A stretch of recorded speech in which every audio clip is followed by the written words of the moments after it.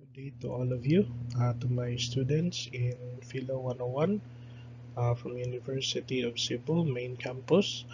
Once again, this is Sean Xavier Alquilita, your philosophy instructor. So we're proceeding to the next chapter, which is the freedom, morality, as well as culture. Okay.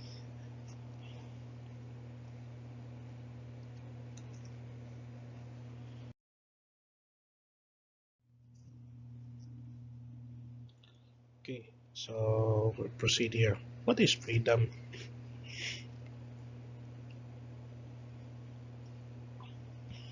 Because some others would say that freedom is something that there's no one binds you.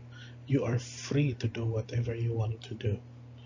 um, so if you're in prison, you're not free, but once if you're being released from the prison, you feel freedom. But what is the real essence of freedom? Okay. For Immanuel Kant, philosopher Immanuel Kant, freedom here is defined as a concept which is involved in moral domain. The question, what should I do?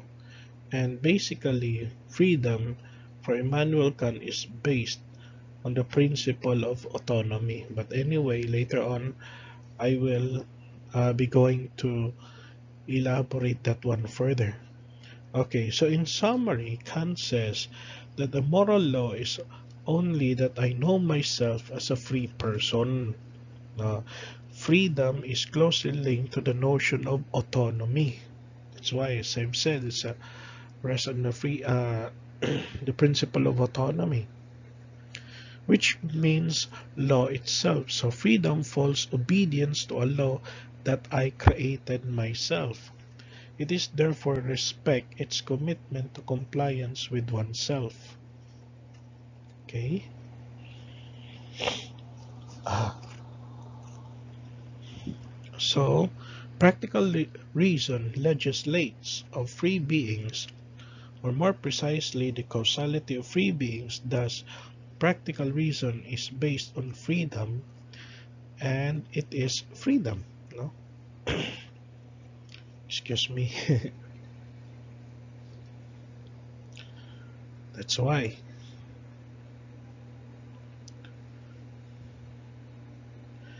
Okay, so there you have it. Next.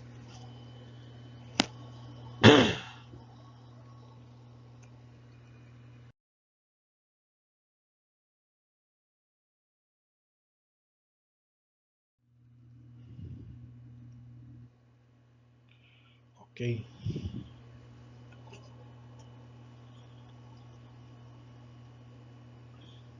so freedom is alone an originated birthright of man. It belongs to him by force of his humanity, and is independence on the will and coaction of every other, insofar as this consists of every other person's freedom. It is that faculty that enlarges the usefulness of all other faculties. So, for Immanuel Kant, to act freely is to act autonomously. And when you act autonomously, is act according to a law that you have to give yourself, or I give myself. It is based on, it starts within you. That starts within you, that you have the duty to yourself and to others.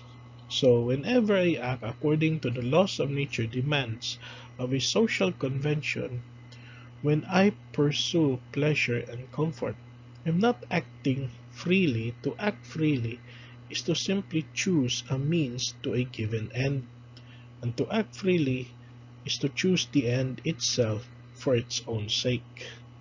Anyway, I'll be going to elaborate that one later. Okay, because this is central to Immanuel Kant's notion of freedom, because acting freely, or acting autonomously, and acting morally are one and not the same thing. Okay?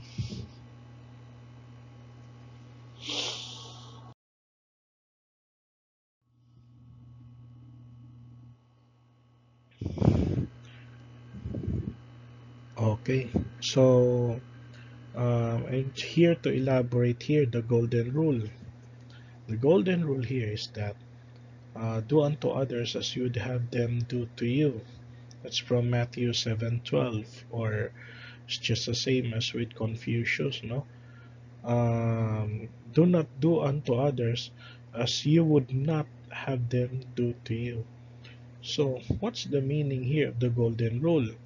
So, according to Michael Stephenson, or um, here, that the core of the golden rule is a moral obligation, that is to treat others ethically for their sake, not ours. So, in other words, you're going to treat others ethically for their own sake, because we're treating the other person as an end, never as a means. So we're treating others not for ourselves, but for their own selves, but for their own interest. We're treating others for their own interest, not for our interest, even if it is better than the way they treat us. Why? So, what's the reason behind it? Not because it's advantageous, but because it is right, because that is the right thing to do, and because the way we treat others is about who we are. It reflects on who we are, not for who they are, no, not for the others, but it reflects on ourselves, the way we treat others. Okay, so why is it that I include this the golden rule? Because the golden rule has something to do with Immanuel Kant's categorical imperative. Why? Because Immanuel Kant's categorical imperative is an elaborated version of the golden rule. So allow me to proceed to the next slide.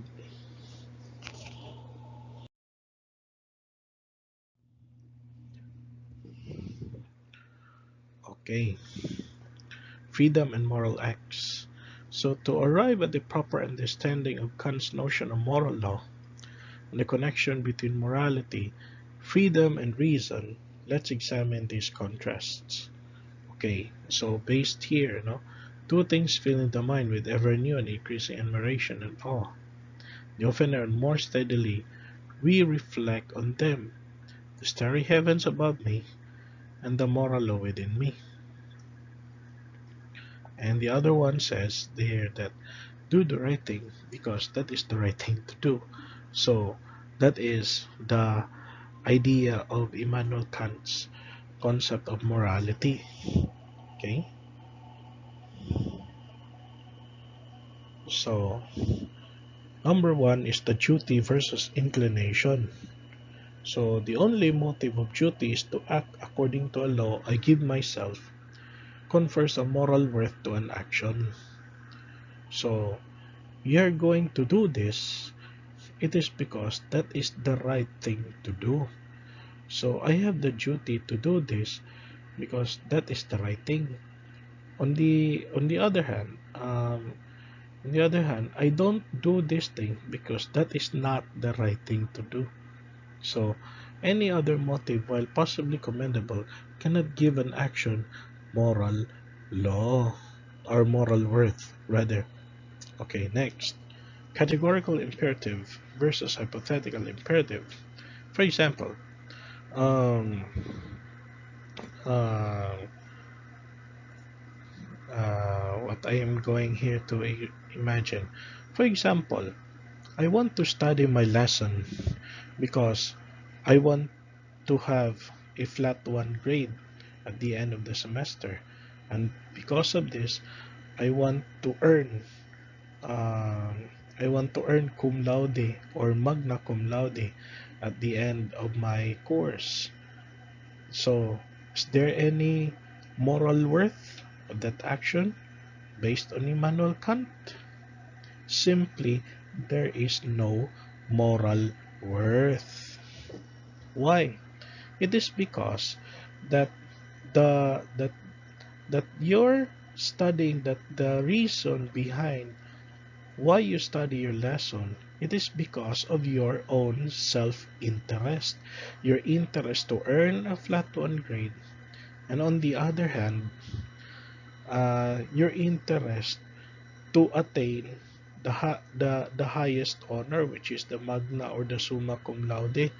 But for Immanuel Kant, there's no moral worth in that action, and that is what we call it as hypothetical imperative.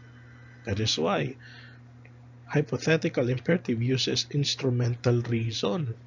So you use the a good action for the purpose of your own self-interest.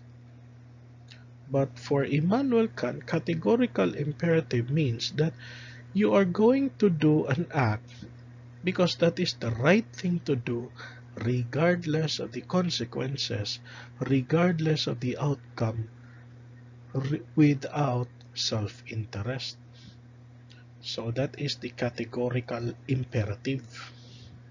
So that is the duty. It's ethics based on duty. That is why his philosophy, his moral philosophy, is based on the what I call this. It is based on deontological ethics, from the word deonto, which means duty. It is an ethics based on duty. No, um, and that is the categorical imperative. That's the central in Immanuel Kant's moral philosophy. On the other hand, is the autonomy versus heteronomy. When he says that I am only free when my will is determined autonomously, governed by law I give myself. So, what does it mean here? No, that the principle of autonomy, or you are only free. That uh, what does it mean here? That your action is based on your duty, no? But your action, you're doing the right thing, doing the right thing because that is the right thing to do. What you did was right, was based on your own personal decision, without, without, um, uh, kung baga, walay nang hilabot nimo, walay nagmando nimo, no one uh, no one requested you, no one commanded you to do this, but the reason behind of doing the good thing was based on your own personal and your own free decision, and that is the principle of autonomy. But anyway, I will give an example about that later.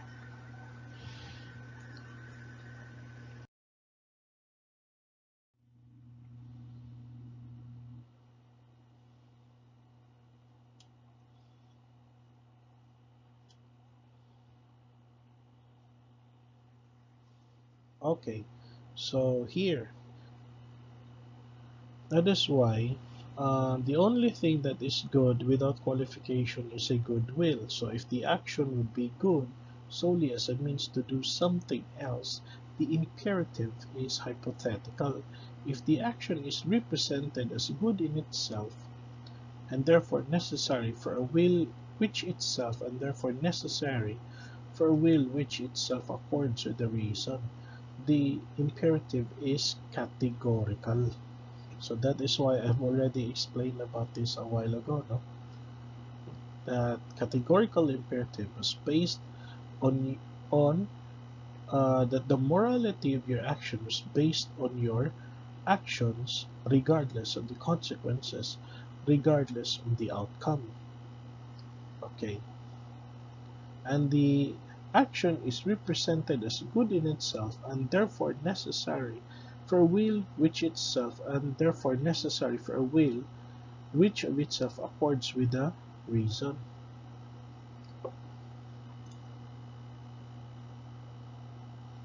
Okay, that is why categorical imperative is unconditional.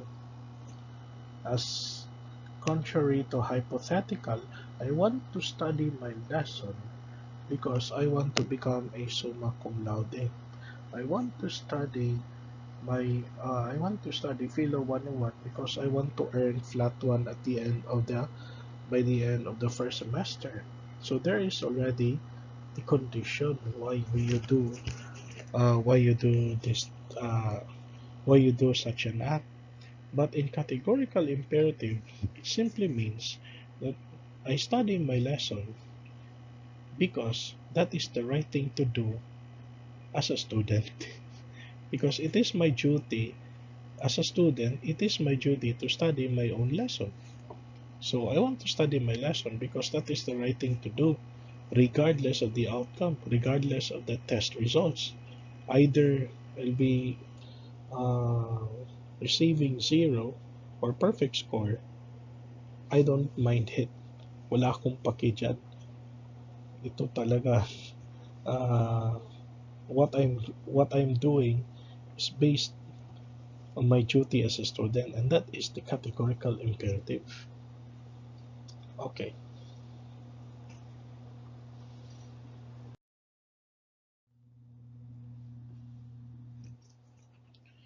okay.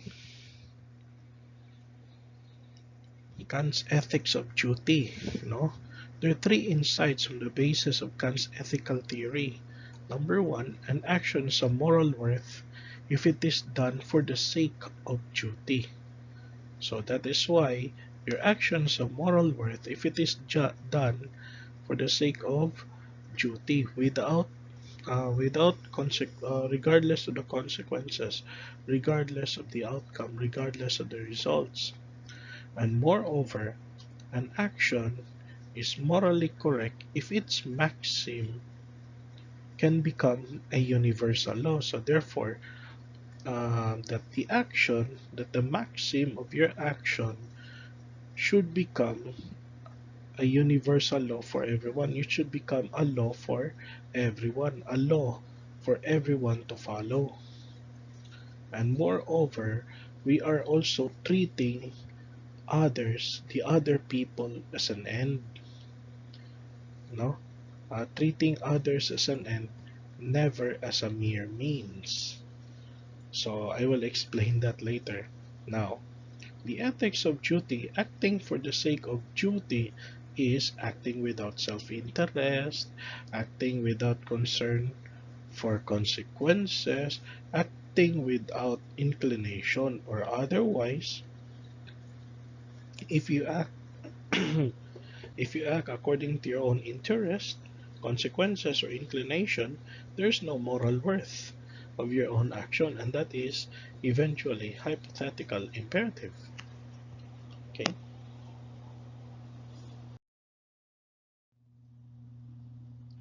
Now, these are the three formulations, no, of the categorical imperative of Immanuel Kant. No?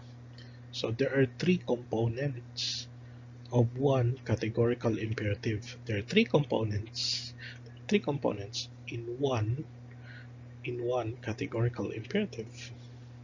So it's just like a part, it's just like shall I say, a cell phone, a part of the cell phone, like a battery, um, a battery, a circuit, a motherboard, a memory that comprises one complete component. But here, categorical imperative is being elaborated into three formula. No? The first formulation is based on this. No? Act according to that maxim by which you can at the same time will that it should become a universal law. So that's the first thing. That's the first uh, formulation. So that is based on the principle of consistency. So, what does it mean here? Hmm. So, what does it mean according to that maxim, by which you can at the same time will that it should become a universal law? So, the maxim means uh, what is the meaning of the maxim? Maxim means what should be the rule of my action? What should be the principle that guides my action? And that is the maxim. And from that rule, for that principle of that action, it should become a universal law. For example, I give you the best example. If I do this, if I do this thing, I should see to it that others should also do the same. And that is the meaning behind it. Do unto others as what you have them do to you. So, um, for example, you are inside a jeepney, mm, even without even without the signage of no smoking, and then you are there inside the jeepney, you are smoking. Is there a is there a moral worth in that action? Definitely no. It is because even without the sign of no smoking, you have the duty not to do that inside the jeepney, because you are also affecting the health of the passengers passengers inside the jeepney other than you. So that is the base on that. Okay. For example, the maxim should become a universal law. Okay. Let's take this as a universal law principle of consistency. For example, just have to give an example. Okay. Smoking inside the jeepney. If you smoke inside the jeepney, I should also I should also um, conclude that everyone inside the jeepney should smoke. But can you can you qualify or quantify that others would also smoke aside from you? No. So therefore, it cannot be considered as a universal law, and that is the base on that. Okay, the next one is the principle of humanity, the second formulation. Act so that you treat humanity, whether in your own person or in that of any other, always as an end, never as a mere means. What does it mean? So, um, you're treating others with respect. So, that is the principle of humanity. Uh, sa Bisaya pa, ayaw pang gamit ng tao. In Tagalog, huwag kang gumamit ng iba. So, the way you treat others, that's also the same way that you're also treating to your own self. Mm. And that's the golden rule, no? So, that the principle of humanity. Okay, next one. This one, the third formulation. The third one, universal acceptability, but actually that is the principle of autonomy. Act only so that the will through its maxims could regard itself at the same time as universally law-giving. Mm. The maxim should be universally as a lawgiver. Okay, not only a maxim could become a universal law, but at the same time as a lawgiver. The principle of autonomy. For example, another example, somebody found out a bag left there at the corner of the store. or just outside the doorpost of the store. And then what was inside the bag are full of cash worth 200,000 pesos. So what should be your rule using Kant's maxim? So it since that it is my duty to do the good because that is the right thing to do, then it is my duty to return this bag to the rightful owner. Mm. Now, that is principle of consistency. Now, on the other hand, the respect for humanity in this example, I will also say that since that this money is not mine, I have to respect this. It's because that money is not mine. Therefore, I have the duty to return this to the rightful owner because the owner of that money, not mine. And that money was based from his own. He earned that money based from his own sweat, not mine. So therefore, I have to respect that one. So that's a principle of humanity. That's the second formulation. The third formulation here is that in a performance of my duty, it in a performance of my duty of returning this money, this bag worth full of 200,000 pesos. In the performance of my duty, it is my duty to return this money to the rightful owner. Then it is based on my own free decision. No, it is based on my own decision. It was also based sa ako ang rason ako. It was based on my own reason, my personal decision, and my free will to return this bag to the rightful owner. Mm. So that is the principle of autonomy. Therefore, freedom for Immanuel Kant is doing the right thing to do. And that is the essence of freedom. Freedom is not something uh, that you really want to do, but freedom has something to do with doing what is good because that is the right thing to do, and that is Immanuel Kant. Okay, so that is the example here. So the performance of my duty of doing the good is based on my own free decision. It was based on my own free will and also my actions or my free actions or free choices, my own reason as well. Okay.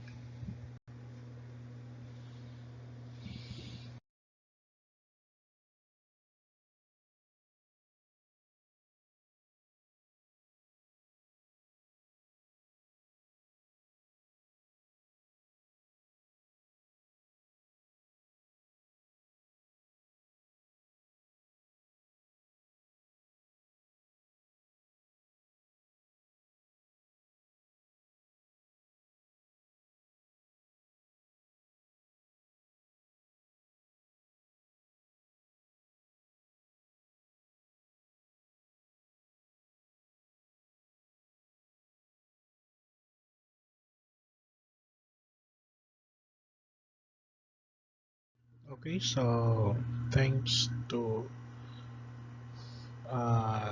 Crash Course Philosophy for more explanation concerning about the Kant's categorical imperative. So let us go now to the Christian perspective, to the Catholic perspective about freedom. No?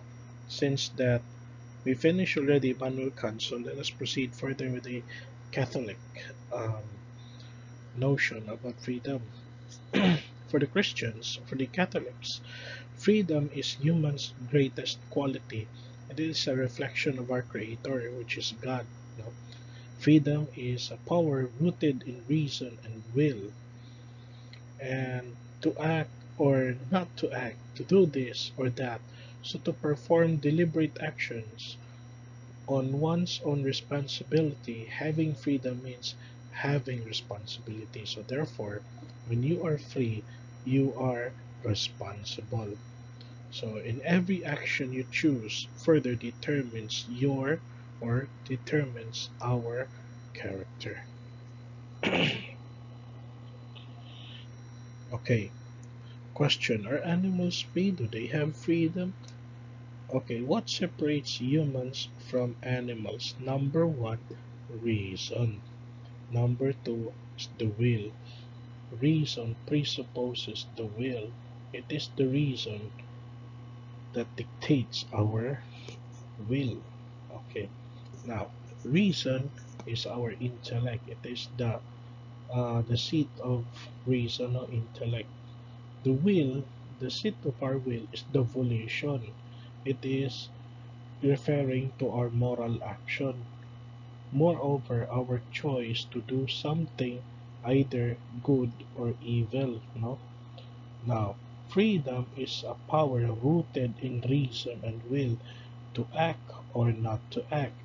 Good and evil are forged in freedom to the degree that a person reaches higher level of freedom. Therefore, he becomes capable of higher levels of morality. The sinful person becomes a slave. I give what does it mean here? For example, I give you a concrete example here about freedom and also the bondage of sin. Or, um, for example, um, an example of uh, lying, for example. No? So, if one person is already telling you falsehoods, lying, and eventually, if he um, kumbaga, if he keeps enjoying of telling a lie, and if it is become a habit of telling a lie to others, therefore he'll become not a free person. Why? This because he's already under the bondage of sin, under the bondage of he's already under the bondage of all lies. That is why, as what Christ said, that uh, ano ba yan? Sa John, in the Gospel of John, that the truth will set you free. How will you be able to be free if you are already under the bondage of all lies? No. So that is the best example here. That if you are already a habit, if it becomes a habit of doing evil, therefore you will become a slave to evil things. And therefore, if you're already a slave on that doing something evil, therefore you will never be free. Okay, that is why the existence of freedom is um, central. No, uh, wait. That is why central in the premise of Catholic morality. Our secular culture greatly exalts freedom, yet it also questions whether freedom really exists.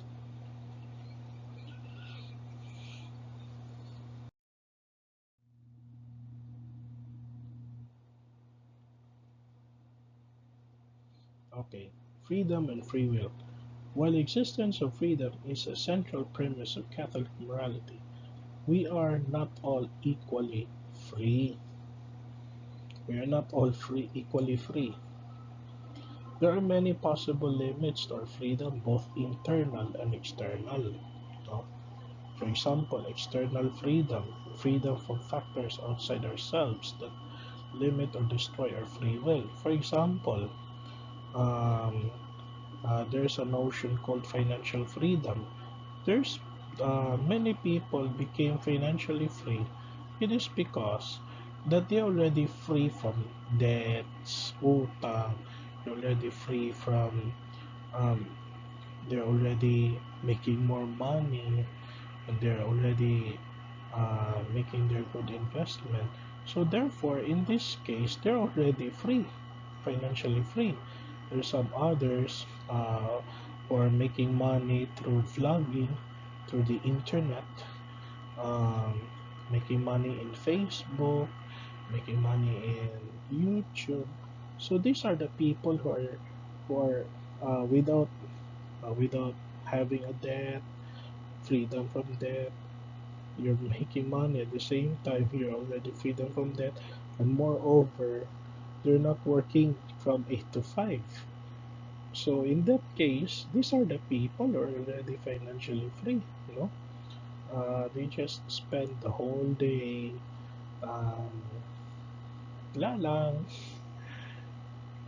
But some others, comparing to those people working from 8 to 5, just like me, from a joke, um, you consider me as free? Nah, di siguro. Okay.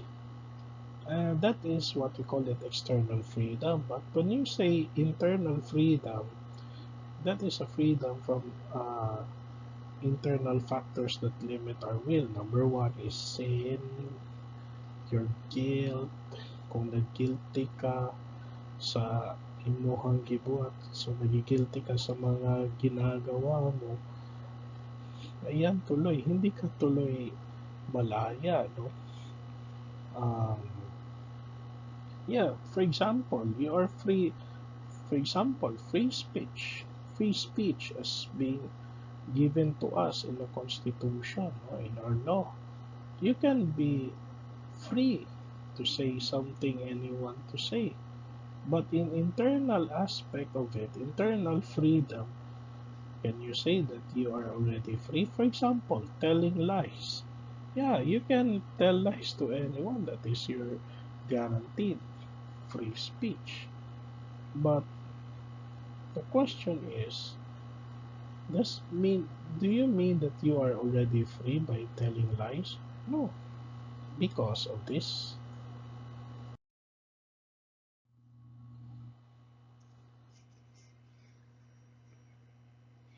That's why you shall know the truth, and the truth shall set you free. Because true freedom is dependent upon truth, and you will know the truth will set you free. Mm.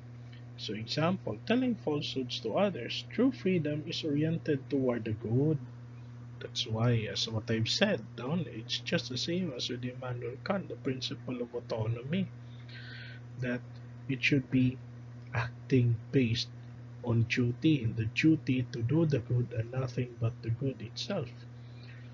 Um, we should not understand freedom as a possibility of doing evil, because that is not already what we call it freedom, but the term is what we call it license.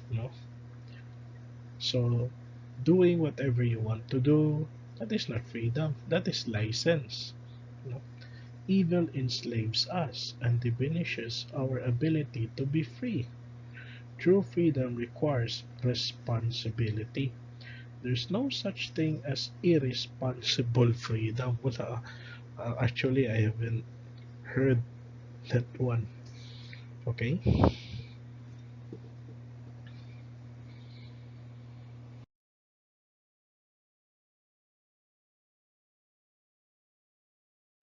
How is it possible that God's grace can move us freely to make saving acts of faith, hope, and love? Isn't this simply a contradiction?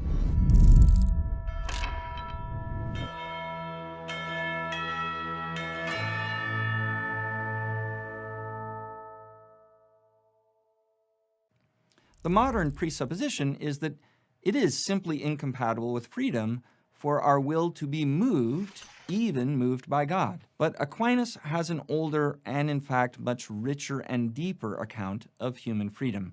We need to unpack it a little bit. First, the modern understanding.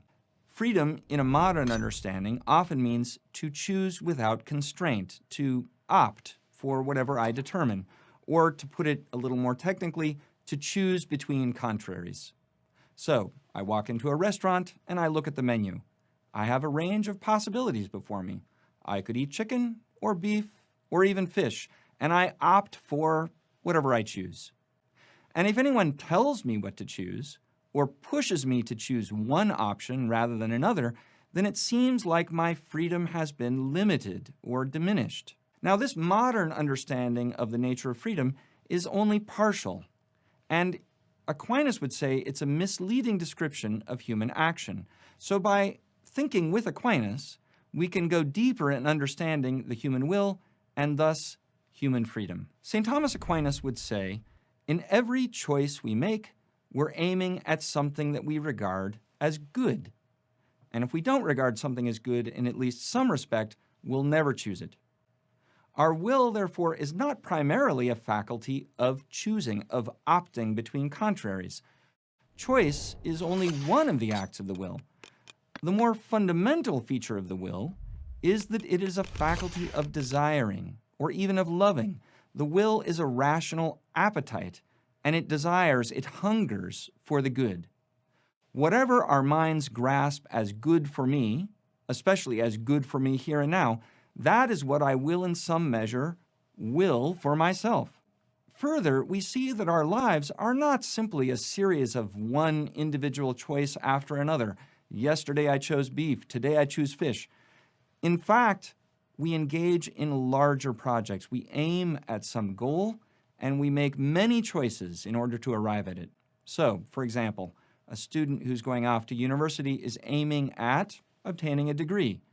And so she makes many individual choices in service of that goal. She registers for her classes, she buys her books, she studies for her exams.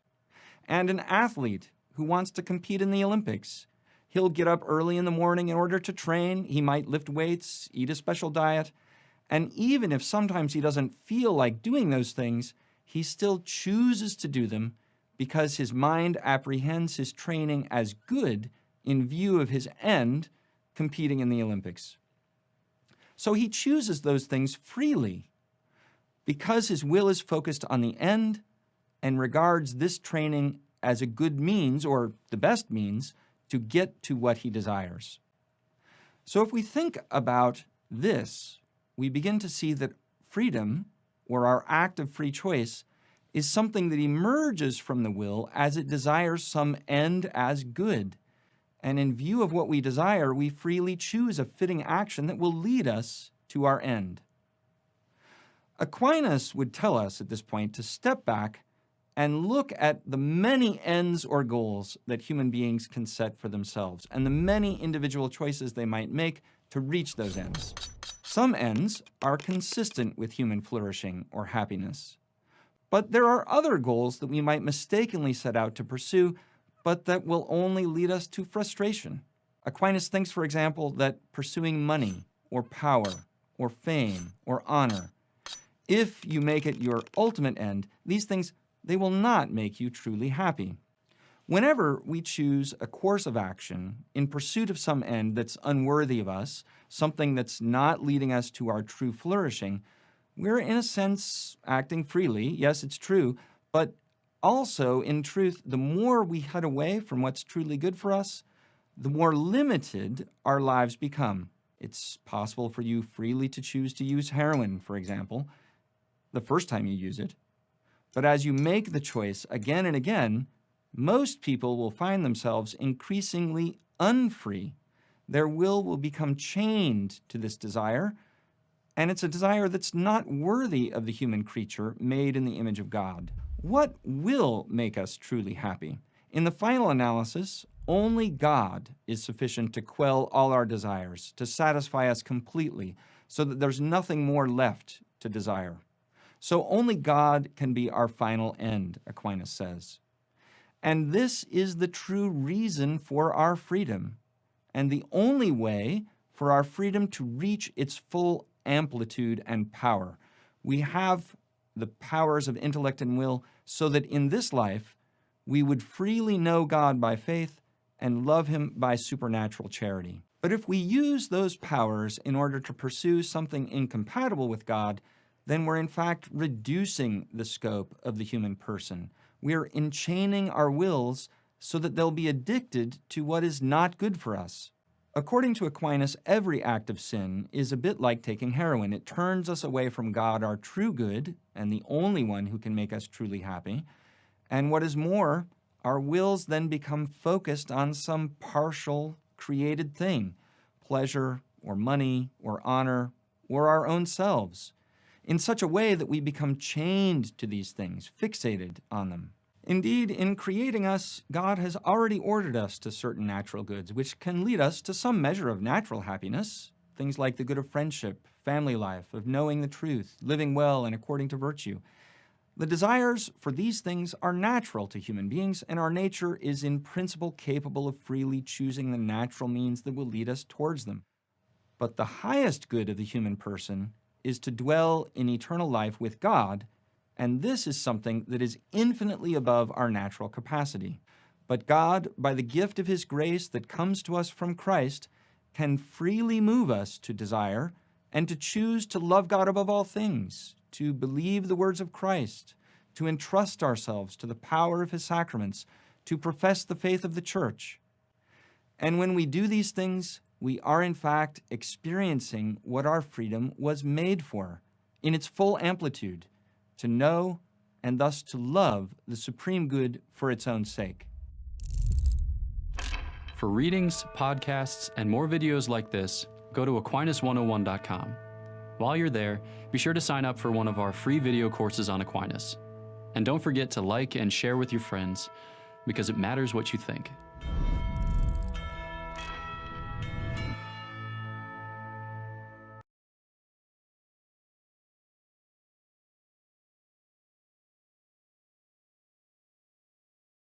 So thank you, thank you very much, Thomistic Institute, for the video. So I acknowledge what as one of our reliable source in explaining further about the the topic that is relevant to this. No? Next one is the morality of the human acts. No? Um, what are the differences, or what's the difference between the human acts and the acts of man, or the act of man? So when you say human acts, these are all actions that is based on our full knowledge. There are three. I have to add one, that is make use of his knowledge, free will, and consent. Mm. These are those acts that is based on our knowledge, free will, and consent. Okay, knowledge. So you are, in other words, that you are aware of what you're doing. No, that is knowledge. Free will is based on your moral action. Why you do this thing? Love your enemy. So I love my son. I love my wife. It's my duty to honor the our country. That is a human act. That is based on my own free will. Uh, uh, I told telling lies, setting fake news. That is based on the free will. Another example is the consent. No, I just want to give an example. One of the DOH secretary has been um, targeted by the House as well as from the Senate. It's because according to him that, wala akong kinalaman dyan as a CEO of PhilHealth or as a DOH secretary. Hindi ako nag-a-attend sa mga meetings. But since that you are part of that, you are part of the decision making process in the PhilHealth, even though that hindi ka nag-attend sa meeting, you are still responsible. Mm. Why? It's because you are giving consent to someone who attended the meeting in behalf of you. So therefore, giving consent is also, you are also responsible.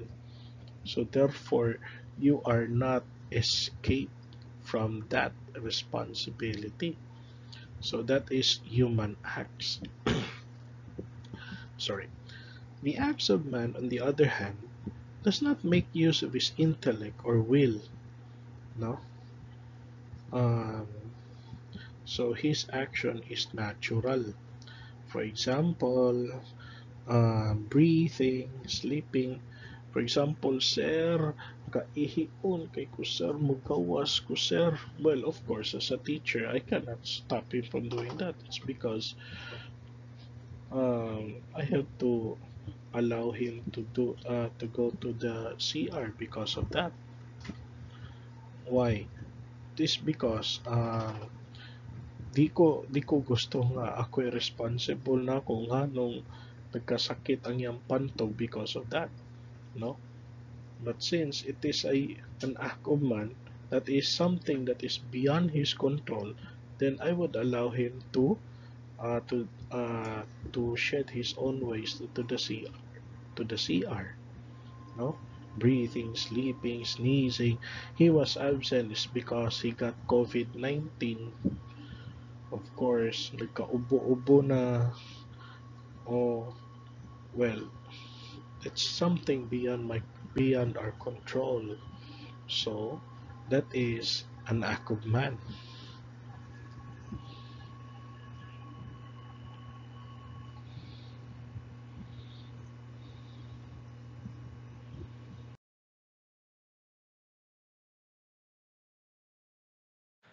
One of the basic principles of the wisdom of Thomas Aquinas is that human beings are on a quest for happiness.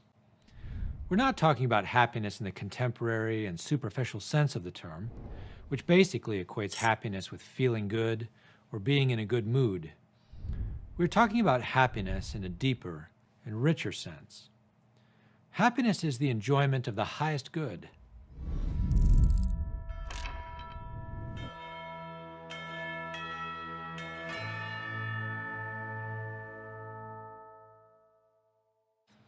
God did not design us to settle for shallow, transitory, and superficial things, but designed our nature to seek out goodness in the fullest sense. The main question set before us every moment of our lives is, how? What is the way towards goodness in the deepest and highest sense of the term? In the world of nature around us, the plants and animals seek out their full realization by instinct. Bees gather pollen, worms crawl around, and birds migrate here and there because they have built-in instincts or tendencies to do these things. The animals do not deliberate about what to do or how to do it. Human beings, on the other hand, do think and deliberate about what to do, how to do it, how to live life to the full. Should I leave this job for another? Go to this school or that? Rent an apartment or buy a house? When acts are voluntary and come from just this kind of thinking and willing about what to do, they're called human acts. And human acts are sometimes also called free acts or free choices because they come from our free agency or freedom. One of the most important characteristics of our human nature is that we seek out happiness or the highest good not by instinct alone, like lower animals, but by human acts, by the choices we make. We search for happiness in freedom. All human beings, as such, have the ability to carry out human acts or free choices. But in our society today, there's a vast and bewildering confusion about the meaning of this ability or characteristic of our nature, the meaning of our freedom. We find ourselves confronted with a bewildering variety of options wherever we go, the grocery store, restaurants. Many people think of freedom as the ability to opt blindly for this or that option, or as the ability to live according to impulse and whim, however you feel at the moment. Many people think freedom means we have a right to do just anything we want. But all these accounts leave us disoriented and wondering what the real point of life and freedom is. What is the point of freedom?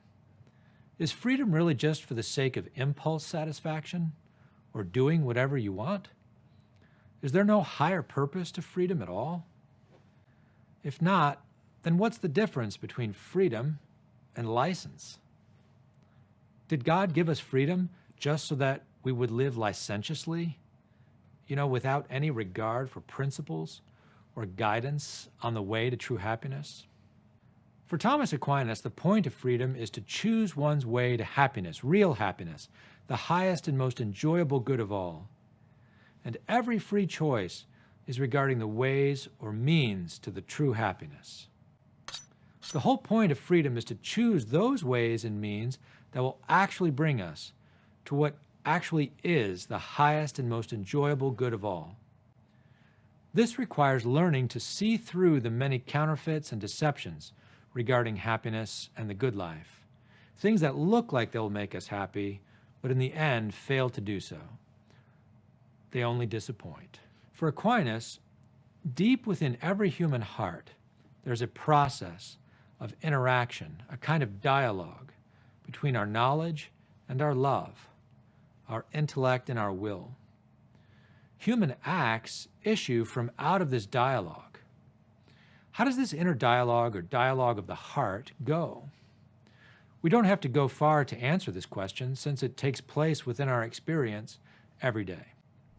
Suppose a friend comes up to you and says, "Do you want to go to the baseball game this Friday night?" First, you hear the question with your intellect and immediately compare the proposal with your will. If the proposal meets with a love of baseball, then you spontaneously see the goodness of it, and you wish to go to the game. Aquinas calls this wish a simple volition. But wishes are one thing and intentions are another. When a wish arises in our will, the wish confronts a host of circumstances and limits, including other intentions or pre-commitments you might have. You make a judgment of possibility about going. Maybe you have to work, or maybe you have a date. In either of these cases, the wish goes no further. But maybe you judge there is nothing standing in the way of going to the game. If so, your wish develops into what Aquinas calls an intention. You resolve to go to the game with your friend. You are pursuing the end. The question now is, by what means? Now, there are various ways to get to the game. You can go to the game by your own car, by taxi, by public train, or by walking. First, you might assemble the list of ways to go and deliberate over them. Going by private car makes for a parking problem. Taxis can be expensive. Public trains after baseball games are overcrowded, or it is too far to walk. But then again, private car makes for a pleasant ride to and from the game. Or the walk may not be too far, and it might be a good exercise. One way or another, when compared to the many loves in your will and reasons in the mind, the batch of ways and means to the game might meet with various forms of inner approval or disapproval of the will.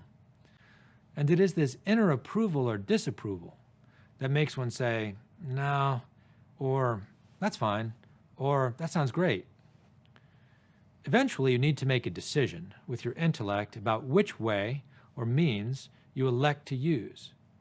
The decision is an act of the intellect, judging this way rather than that as the means to take. And the election is an act of the will agreeing to that particular means among others. Having chosen to go by car, for example, you now actually execute the choice you've made. The execution consists of an inner command of the intellect to use your body parts to get into the car, and use is the act of the will actually moving your body parts to do so. Now, let's suppose you and your friend are in the car off to the game, or perhaps at the game, or perhaps at some point after the game. At any one of these points, you might reflect upon your experience of the transportation to the game, or of the game itself, or of the choice to go. From out of that reflection comes the question, did I enjoy that?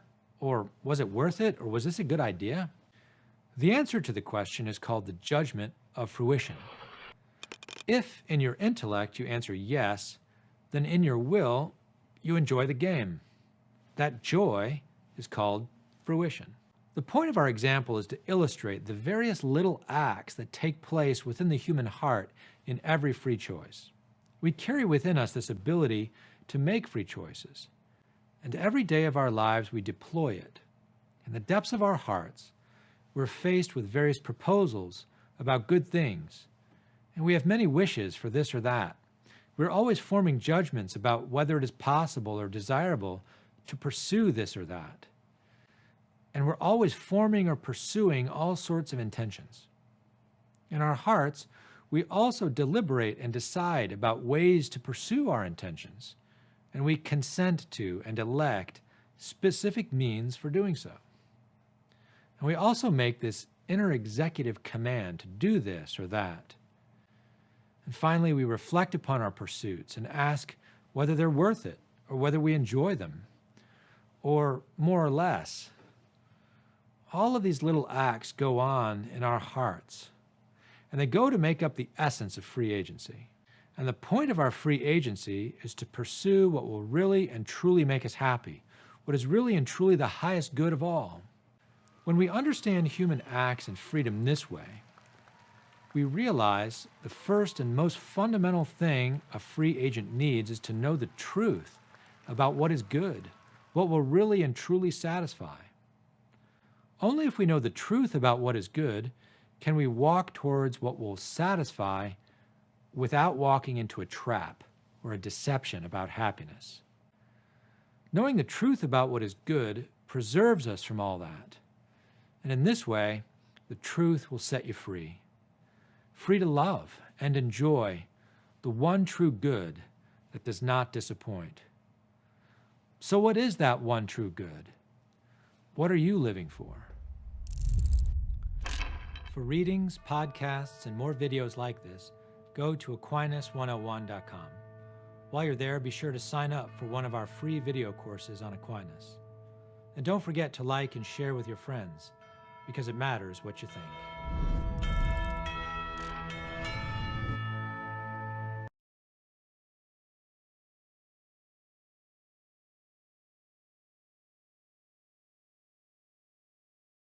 For St. Thomas Aquinas, morality is about human actions.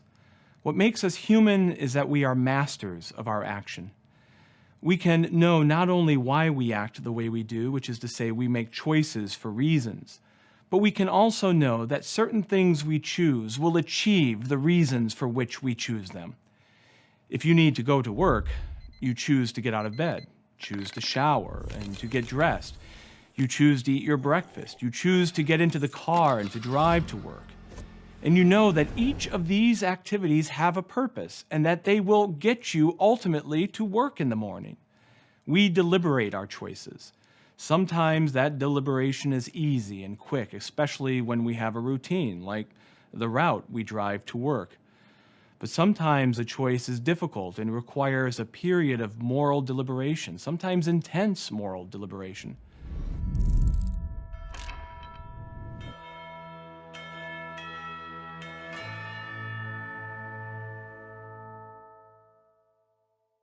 For St. Thomas Aquinas, the moral life is comprised of particular choices, particular actions, strung together by our pursuit of various goals in life, one leading to the next.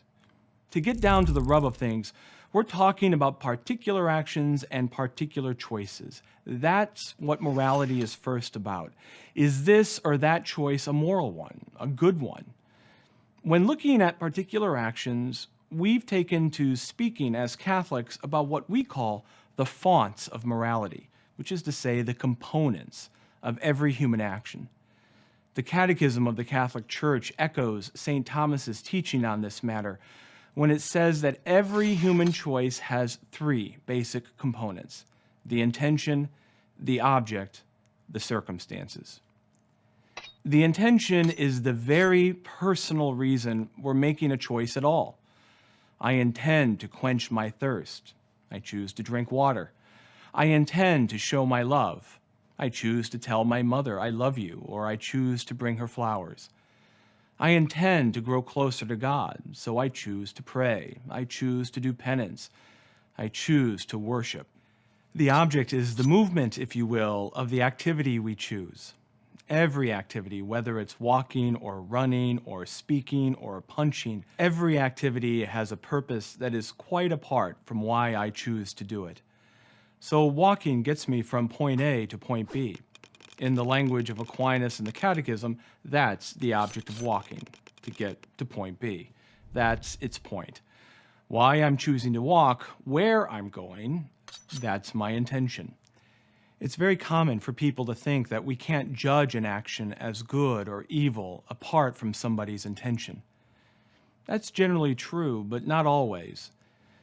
The intention certainly can tell why someone chooses to do the thing they do, but there are some choices, some activities whose objects are always evil.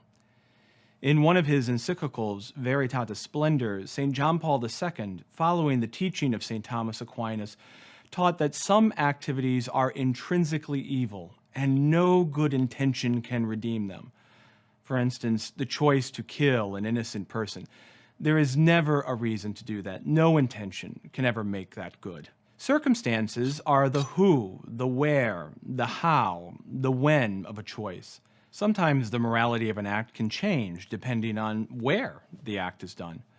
For example, there are ways a husband and a wife relate to each other that are moral in the privacy of their own home that wouldn't be moral in Central Park. Also, the when of a choice may change its morality. For instance, how old somebody is with whom you're interacting. You might choose to challenge or correct children differently when they're 5 from when they're 15. For St. Thomas, any action we choose, any choice, is good and moral if everything about it is good. The intention, why we're doing it, the object, what we're actually doing, and the circumstances. If we intend to deceive somebody, for instance, and we do so while we tell them that we love them, that's immoral. If we intend to do something good and wonderful, like to love someone, but we choose to punch them in anger, that's immoral. It's immoral because punching someone in anger is not a way to demonstrate the intention of love. While the intention is good, the object, the activity, the punching, is not the proper way to achieve that intention. All of our activities fit into a string of future choices, of further goals and further intentions. But we have to judge each action individually on that string, because the ends never justify the means. We can never do evil, even for good reasons. We can't because choosing evil activities, regardless of intention, does something to us. While the intention is always deeply personal, what we're still choosing, the activity we choose, is still very personal. And though we can be prevented from doing good things by people who are in authority over us, or people who might even persecute us, we can never be forced to do evil. St. John Paul said, especially if we are prepared to die rather than to do evil. The ultimate gauge here is whether all three of these things, the intention, the object or activity, the circumstances, whether all of these line up with reason, our highest power, what makes us in the image of God and which participates in God's reason. Which is to say, apart from ignorance and sometimes stupidity, our choices are truly good when they are in accord with right reason. For readings, podcasts, and more videos like this, go to Aquinas101.com. While you're there, be sure to sign up for one of our free video courses on Aquinas. And don't forget to like and share with your friends, because it matters what you think.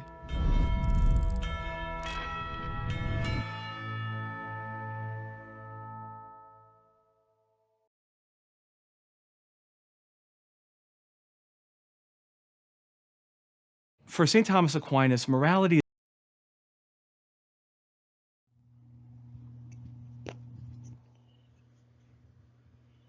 Okay, so let's proceed now to the next lesson, which is the culture and morality. So To begin with, let us begin with the definition of culture as what is defined by the father of anthropologists in the name of Edward Tyler. So Edward Tyler um, defined culture or civilization, taken its wide ethnographic sense, is the complex whole that includes knowledge, belief, art, morals, law, custom, and any other capabilities and habits acquired by a man as a member of the society. So therefore, when we say culture, it comprises the entire the complex whole, the entire whole that includes the that includes our knowledge.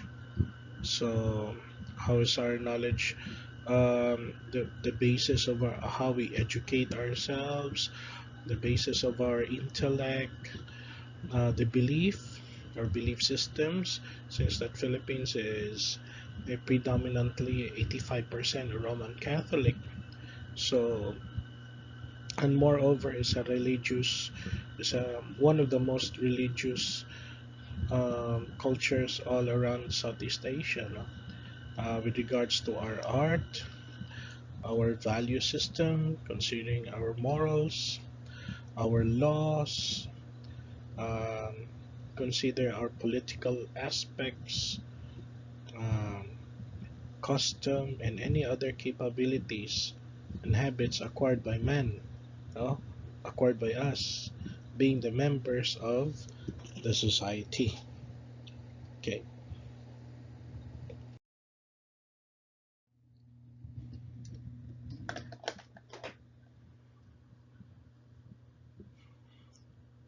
so that is why that the culture is derived from the Latin words cultura or cultus, which means from the Latin word that means a care or cultivation.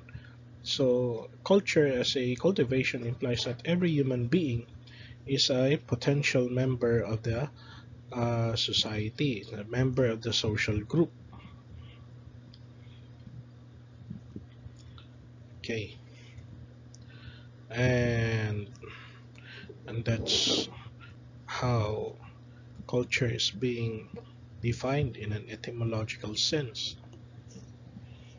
Uh,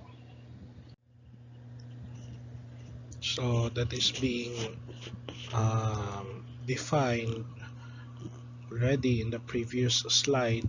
What culture was defined according to Edward Tyler. So, in other words, that culture refers to the totality. It refers to the whole, the total, the entirety of the humanly created world. No, then from material culture and cultivated landscapes, where social institutions, no, like political, religious, economic, to knowledge and meaning, something that human has created and learned in a certain or in our society. Okay,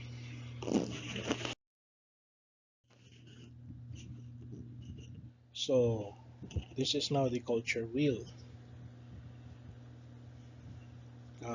Before I proceed there, so this is what Edward Tyler really mean about the culture. So I give the example here, the culture wheel. No, so it reflects our values, our community, their knowledge, or even the stories, literature, language, our traditions, our rituals, techniques, or even our sciences, tools and objects, the arts, food and drink. So of course, food also we our culture is also defined by understanding our own diet, no? Values, like that. Okay. So the influence of culture in the moral development. So what is the connection? So here we try to connect, no, the morality, the relationship of culture to morality. So here in the moral development, the influence of culture in the moral development, culture has been with us since the dawn of the human existence. No? because um, basically when according to the sociologist, the basic uh, when people living in the nearly the water forms like the seashore, this is where the culture starts. It's because there in that certain situation, the food gathering as well as the making of food, the belief systems started from there in that area, no? So that is where the culture is being established in that area. So it is being with us, no, since the beginning of our human existence. Okay, the next one, that culture is a social environment, no, in which a person is born and wherein he or she lives together with the other persons. Okay, so hence, culture has a great impact in the development of the human person in varied ways. May it be physical, knowledge, thought, relationship, religious, or moral development. So, um, it's a social environment. Culture is a social environment, so in which a person is born. So, for example, I'm here living in Cebu City. So, the culture that is being um, surrounded in me is based on the Cebuano culture. But my parents came from it's not a Cebuano. My mom is from Samar and my dad is from Davao, no? So they're two different cultures, but I'm born here in Cebu City. But on the other hand, excuse me, on the other hand, I can also speak Waray because I've been in Samar for the since when I was young, no? So the culture of the Philippines has a diverse cultures, no? Most especially when language is concerned. Language is also a culture. Uh, Waray is different. The Waray language is somewhat different from the Cebuano or Visayan language. Mm. Even with Tagalog and Cebuanos. So later on, I may give a short explanation for that. Okay, next. Culture is a person's social heritage that has been passed from one generation to the next. So therefore, a culture is a social heritage. It can be passed. It can so the values that is given to me by my father, the values is given to me by my mom. I learned all those values. And since now that I already have a son, so the values that is being learned, the values that I've been learned, that I will also going to pass it to my next generation, to my offspring. So that is where culture uh, is a social heritage. Okay, next.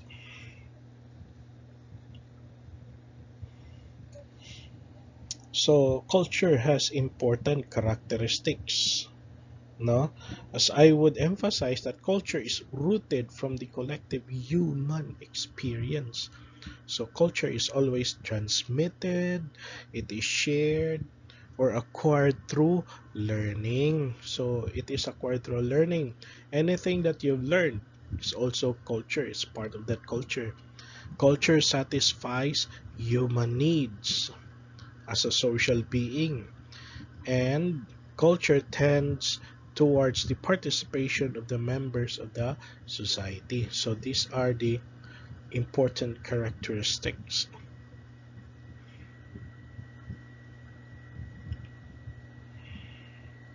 That's why, as I've already mentioned there.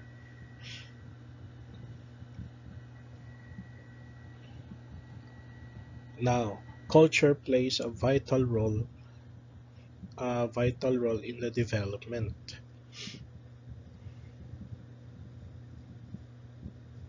the development of the human person. No? In every aspect of the human person, the cultural background can be very visible. In particular, culture has an essential influence on the moral development of the human person, since morality is just one of the cultural aspects. Okay.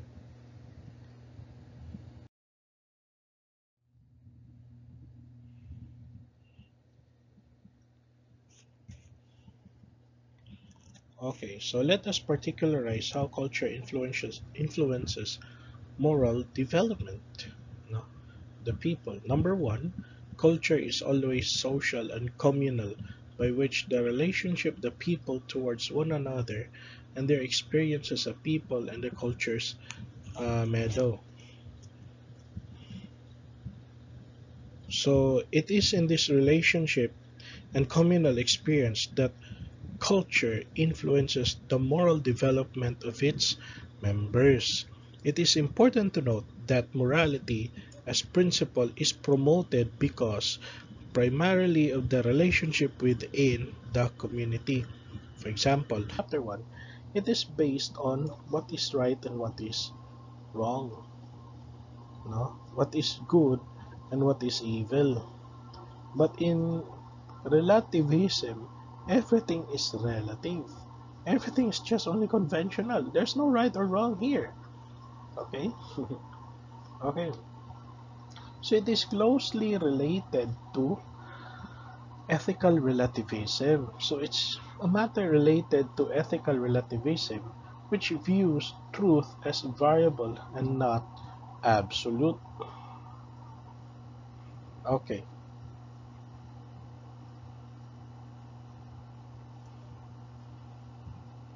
Uh, okay. So, what is right and wrong is determined solely by the individual or by the society.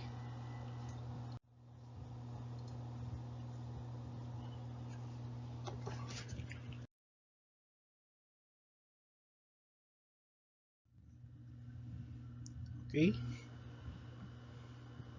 so co- to continue,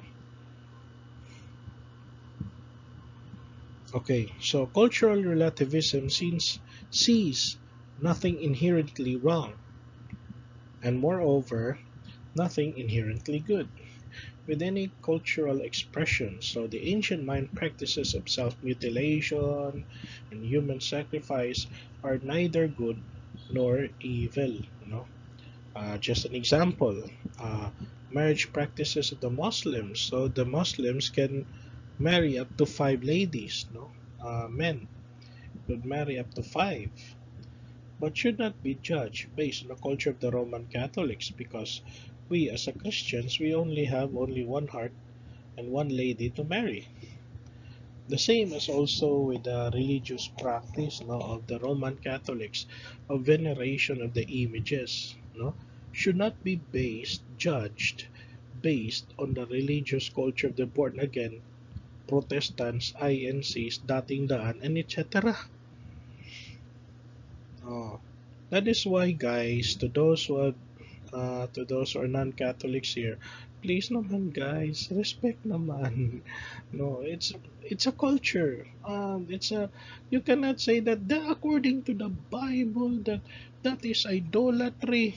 Oh, but how about the succeeding chapters of the Exodus, like from Exodus chapters 27 and 30, when God was ordered Moses to create the Ark of the Covenant, di ba? That is a religious image. Okay, so um, we that's why, guys, we can agree to disagree with this, no? Since that is your standard, that is your standard, but you cannot set the standards for ourselves.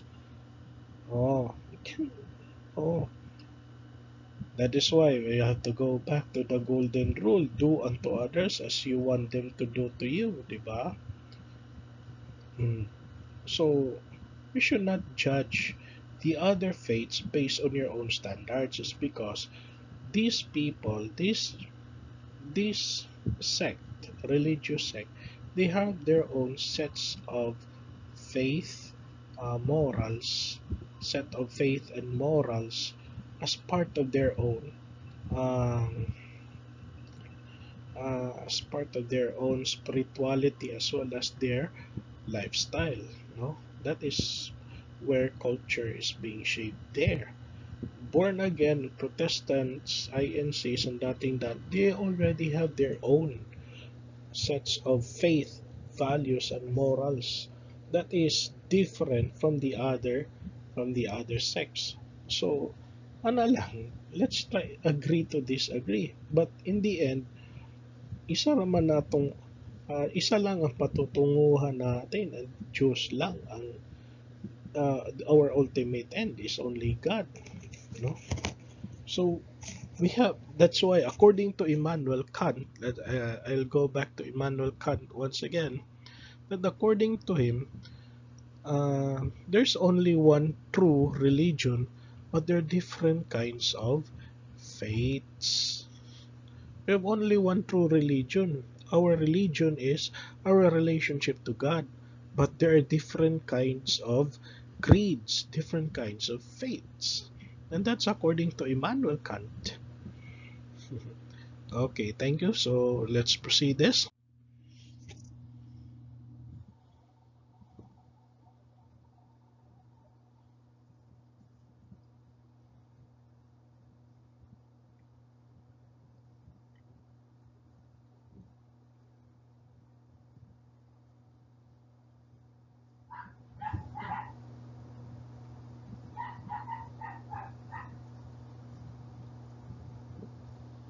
Okay.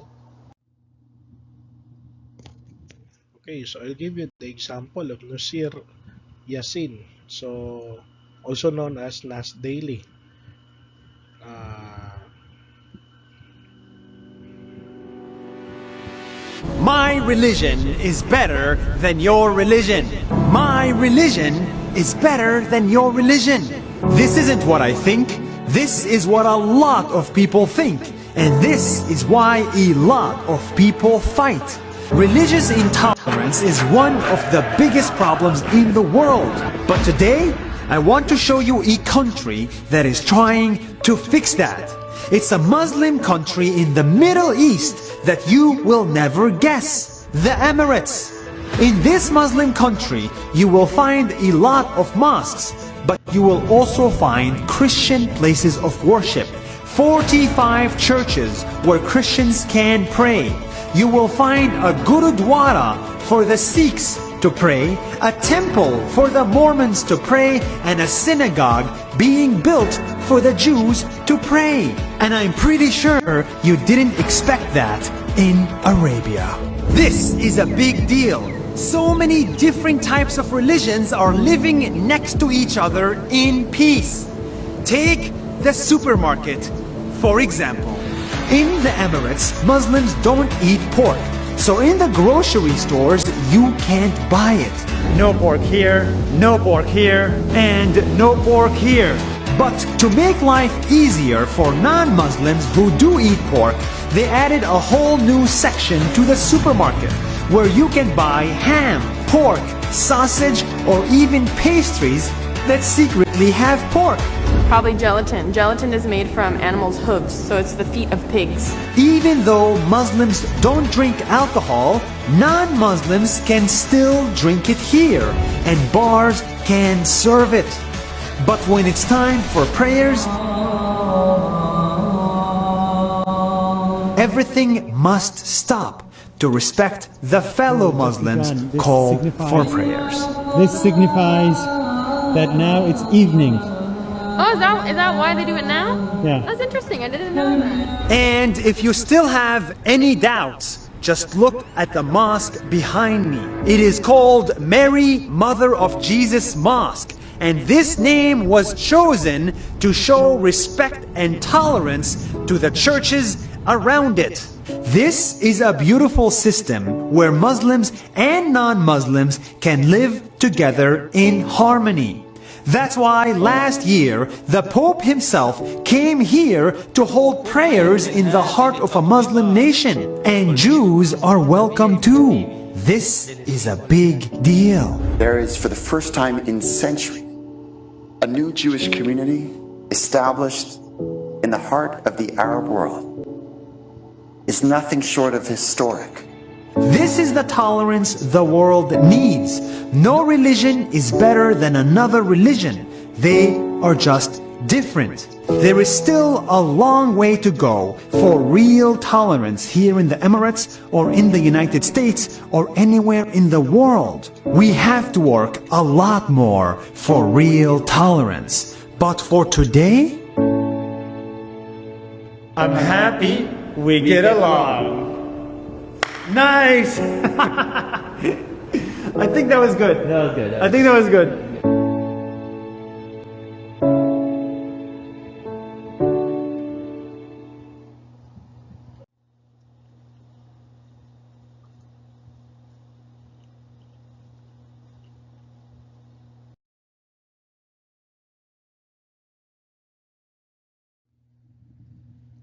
Okay, so here now is it's the advantages of cultural relativism.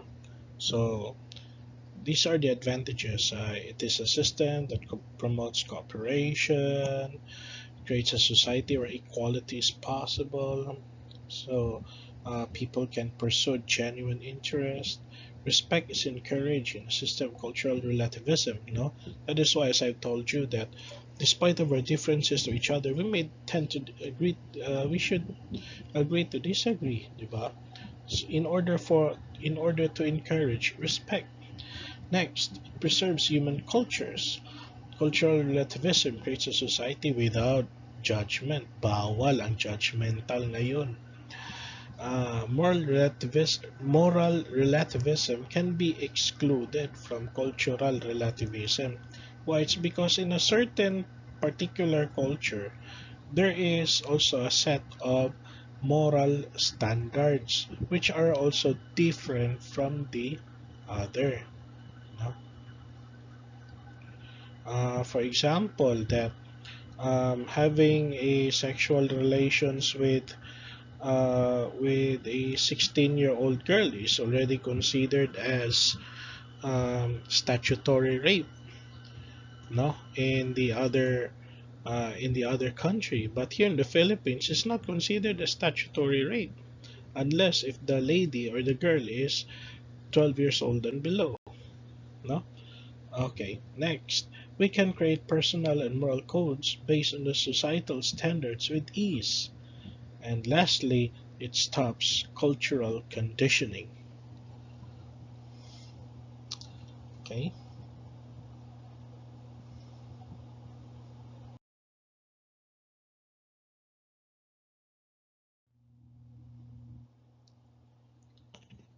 So what are the disadvantages of cultural relativism? So it creates a system that is fueled by personal bias.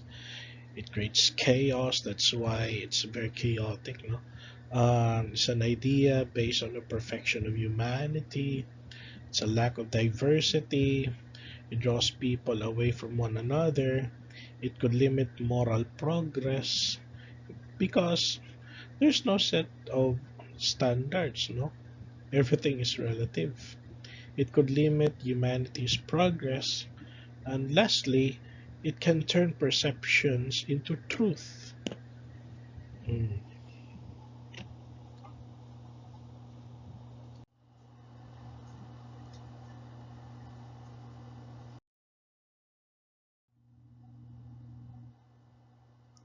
Okay, so the next one, the lesson 4, the last lesson, we'll be considering about the culture of the Filipinos, no? So the Filipino way, customs and traditions. So the first thing here is being presented is this is one of our um, predominant culture, part of our culture, and most common culture. It's considering about the mano po, no, in Tagalog, no, um, Mano po in Visaya is what we call it as bless, derived from the English to bless, no? So it's a term used when kissing hands of the elders. That is why we learned. That's why, as I told you, that culture is being learned, and we learned this from the Spaniards, because the Spaniards, upon giving respect to the ladies, most especially gentlemen, they tend to kiss the hands of those ladies. But here, as what we have learned from the Spaniards, it is passed on through us. But instead of kissing the hands, we put their we up. First thing is we approach our elderly, like our parents or grandparents, or even our aunts or uncles, or someone who is elder than us. So we ask from their hand, and we place their hand on our own forehead. So that is mano, no? Mano po. And po is a word that signifies respect. No? So Filipinos are one of the most hospitable people you may find anywhere. Foreigners are treated with utmost respect. It is a trait that you can't take away from them. And the other one here is mano po, no? Kissing the hands of the elders. It's a Spanish word for hand, while po is a end sentence, no? When addressing elders or superiors.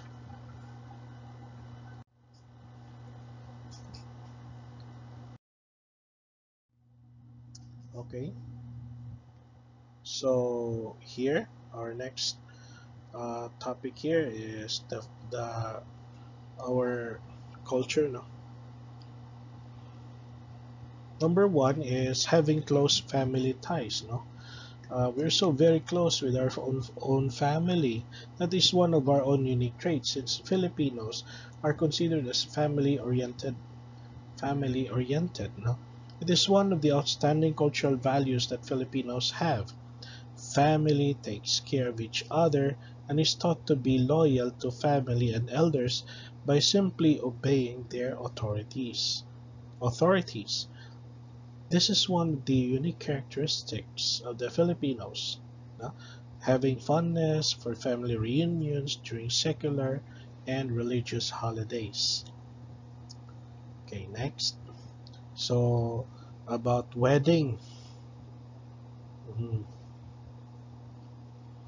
the culture of wedding, no? So, in a country, marriage is a sacred union between man and a woman after a period of courtship and engagement. It is a sacrament between two people who love each other. For many Filipinos, the eternal quality of dedication to God pervades a truly sacred marriage. So, a sacred marriage is a covenant between two who love each other in God and with God, whose joining becomes an expression of desire of each to love and serve God together. Okay?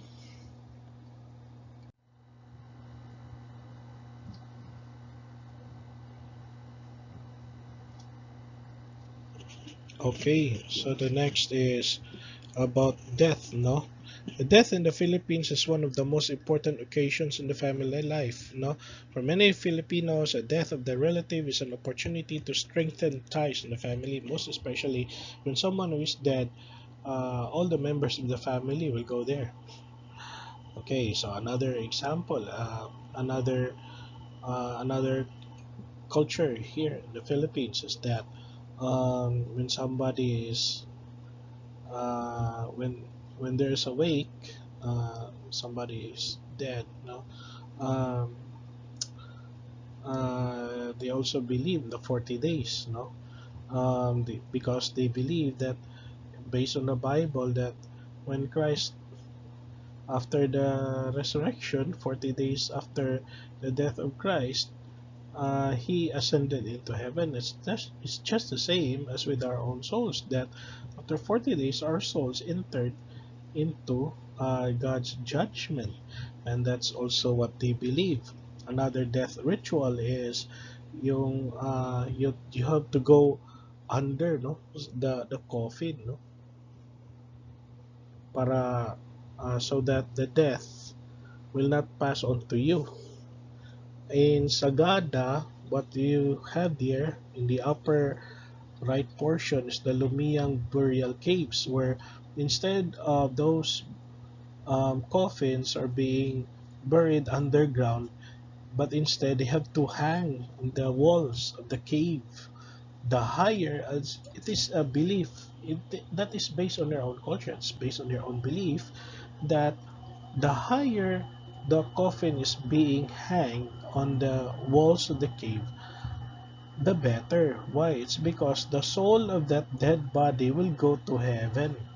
That is based on your own belief. Okay, next, bayanihan. Oh, the bayanihan spirit, no? That is the spirit of communal unity or effort to achieve a particular objective. That is also the basis of um, of the government's effort to defeat the COVID-19. That is why the administration, the present government, is making has made laws, no? Bayanihan to heal as one, and the other one is the latest one is Bayanihan to recover as one. Bayanihan 1 and 2. Okay. The next particular culture is the society. Okay. So primary ancestors of the Filipinos are Malays, no? So we have the Malaysian or even an Indonesian blood who came from the Southeastern Asian country. The Philippines is a combined society, both singular and plural in form. It is singular because we are as one nation, but plural in that it is fragmented geographically and culturally. So fragmented it's because we have scattered islands. Since it's a scattered island, the culture is um, quite different. Okay, next. Okay, fiestas. Every town and city in the Philippines has a fiesta of its own. Whatever the year it is, it's sure to be a fiesta going on somewhere. So fiestas in the Philippines are held to celebrate a patron saint. The best example here is in Cebu, the feast of Señor Santo Niño, and that is the Sinulog Festival. Ah, and the biggest and most elaborated festival of all is Christmas, a season celebrated with all pomp and pageantry.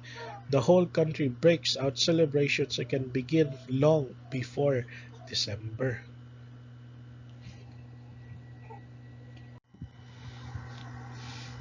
Okay, so next one. Oh, superstition. That is from the movie Dead na si Lolo, no? Have you watched that movie? Uh, Dead na si Lolo.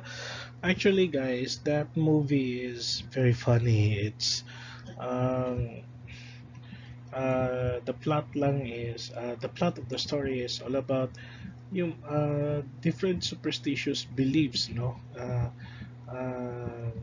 what the movie is trying to emphasize here that in every superstitious belief is being practiced there, you will not you will enjoy a lot of more ta- tatawa ka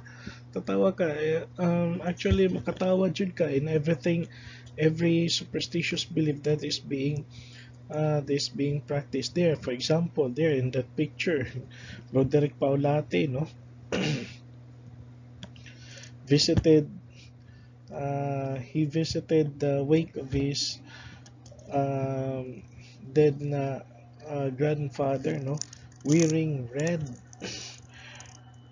gown. Can you imagine that one? That is also a really superstitious belief that na sa that in the wakes or sa patay gyud, you're not allowed to wear anything that is colorful, especially red, no? Um, in going to wakes, actually there are only two colors there. It's either black or white.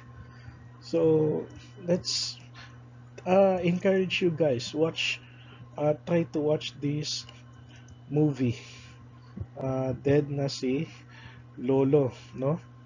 Now, in the Philippines, superstitious beliefs have grown throughout the country. These beliefs have come from different sayings, beliefs of our ancestors that aim to prevent danger from happening or to make a person refrain from doing something in particular. Oh, for example, kanang manghingo ko sa gabi Oh, bawal daw. Hmm. Or otherwise, mutaas gyud ang imong kuko. That is also what they believe, no? But actually, mo lagi na that is to prevent danger from happening. Kaya kung manghingmok ka sa gabi, ayaw nila nga masamad ang imuhang kamot. Di sila ganan nga magdugo. Okay? Next one. Oh, courtship. Harana. Oh. So we Filipinos are very romantic when it comes to heart affairs. Serenading or harana in Tagalog is one of the most popular forms of courtship to show that man is very serious with his intentions to a woman. Hmm. Okay. Next, Christmas in the Philippines. Oh, so we're await that is one of the best celebrations here in the Philippines. Why? Here in the Philippines, we have the longest Christmas. September pa lang, Pasko na. Okay, next. Oh, religion. Actually, guys, we are the religious. That is why, as I've said before, that Philippines is the one of the most religious cultures in the entire Southeast Asia, no? And predominantly Roman Catholic, 85% Roman Catholic or 80 to 85%.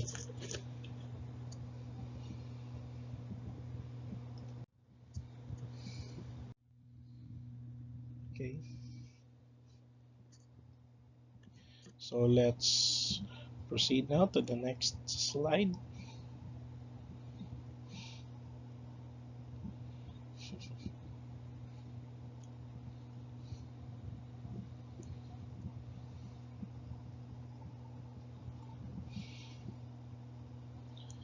Okay, so what are the characteristics of our Filipino culture? Number one, Filipinos are resilient. In Tagalog, mapagtiis.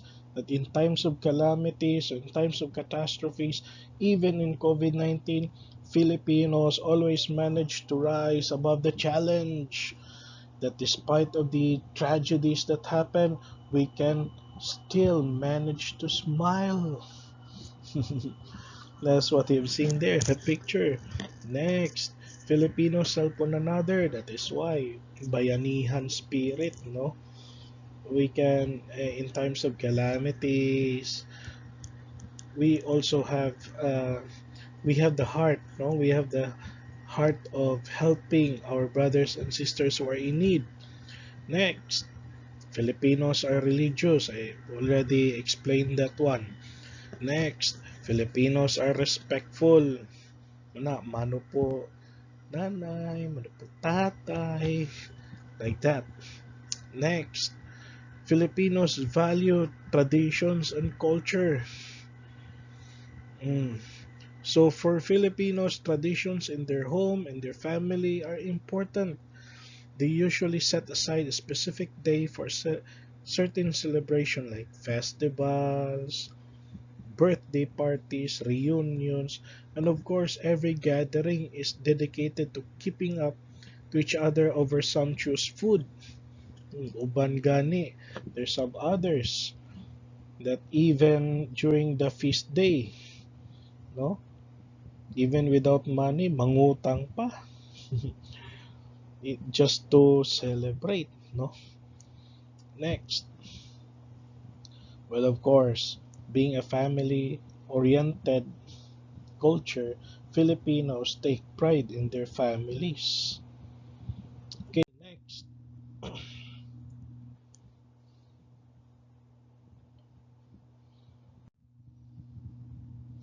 We have the longest, of course, guys. We have the longest Christmas celebration, and the first thing that comes into your mind when September sets in is this. Jose Marichan. I'm just a herald of Christmas. I'm just a little drummer boy, is what he said in the interview. Well, just recently, no? Okay, that's why. Whenever I see girls and boys selling face shields on the streets. That is why, guys, we have the longest celebration of Christmas, no? Mostly in our malls. Uh, Usually, if COVID would have been happened all around the world, actually, guys, it's just September 1. When September 1 starts in all the malls here in the Philippines, have already decorated the Christmas trees, no? Um, uh, and we have the longest Christmas Day celebration. And most of all, since it's the longest Christmas celebration, we end our Christmas in some other parts, like in Manila.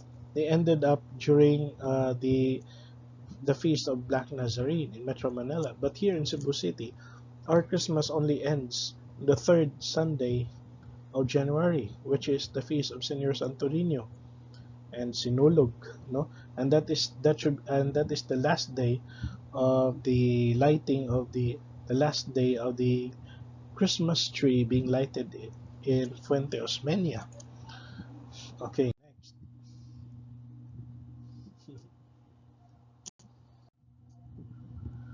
Okay, Filipinos love art and architecture.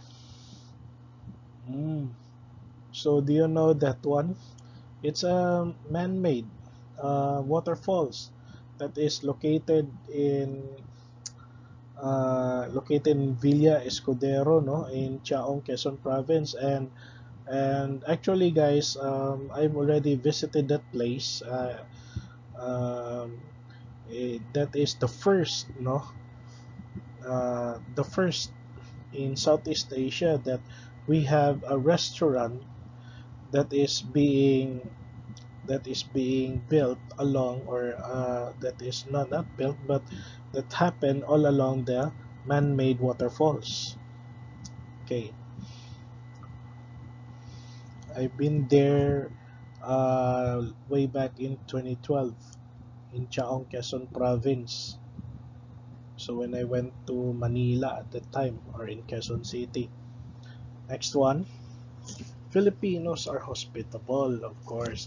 So in front of we give respect, not only to give respect, no, but we give them a warm welcome, no, whenever the foreigners come into our country. Okay, next. Damn these girls, I don't know what it is.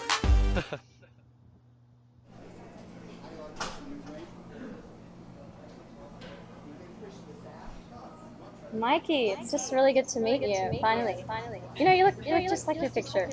Super cute. Thank you. So what are you? Chinese? Japanese? Mexican? Indonesian? Egyptian? I know, you're Indian. I think it's so cute and kind of flattering How you're trying to guess what race I am and kind of struggling. No, I am not hybrid. I'm 100%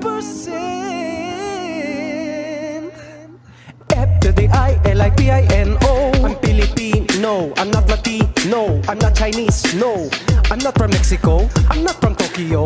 I'm Filipino, F to the I-L-I-P-I-N-O. Goatee I can grow, I never look old. I speak Tagalog, just look at my nose. If it's broad, you know I'm Filipino, F to the I-L-I-P-I-N-O.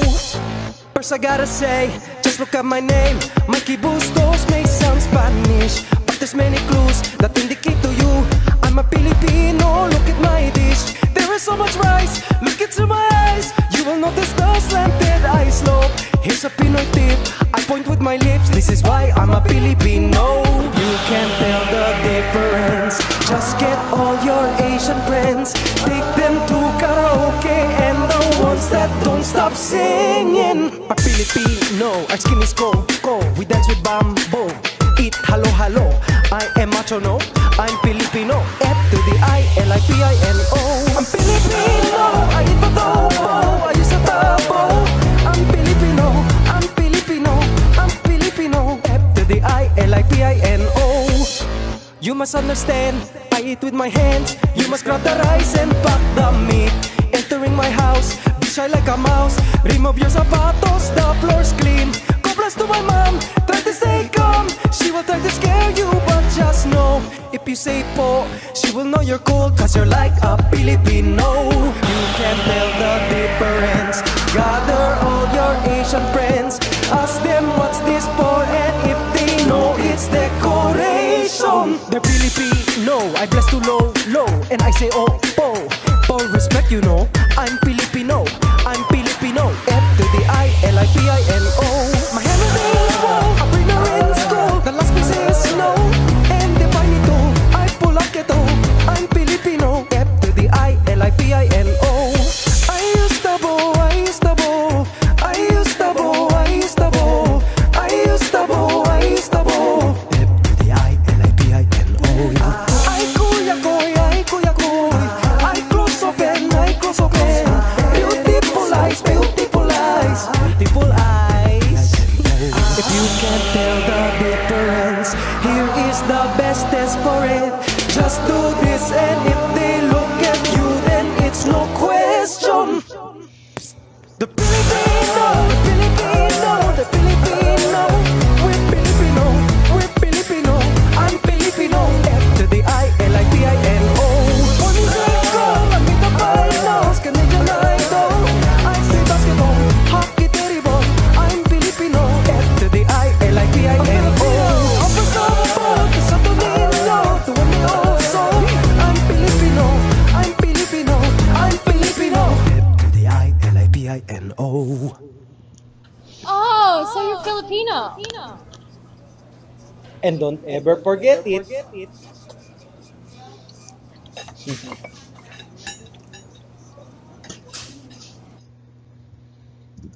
Okay. Next.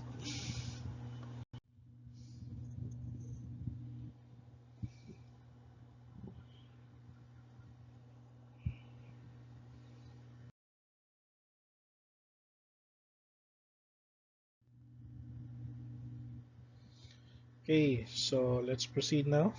But before that, if you enjoy there, so what Mikey Bustos being presented here, it's just only a glimpse, no, of what Filipino culture is all about, no.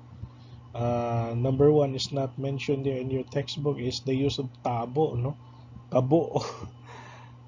Yeah, in every homes here in the Philippines, you can find it everywhere. Okay, so let's proceed now to the Filipino family values. So number one is paggalang or respect, no? To be respectful or to give respect to persons, no? Filipinos are accustomed to using words po, opo, or ho, no? That is in the Luzon. But here in the Visayas, we cannot say po and opo, but instead, um, we use the other one, which is what we call it hiya, no? Anyway, I will explain that one later. But in Bisaya, we cannot say po and opo, but instead, just only a speak softly, that is already giving respect, no? The tone of your voice is already giving you an idea that the low tones, or give you an idea that is already giving you respect, no?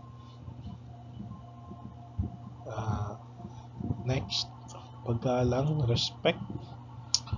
uh, Next, pakikisama. It's a connotation of getting along with people in general. This is a general yearning to be accepted and well liked among Filipinos. This applies to one and his or her friends, colleagues, boss, and even relatives.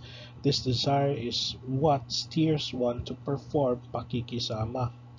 So it translates helping others. Therefore, this trait usually fosters general cooperation and performing good or helpful deeds, which can lead to others viewing you a favorable light.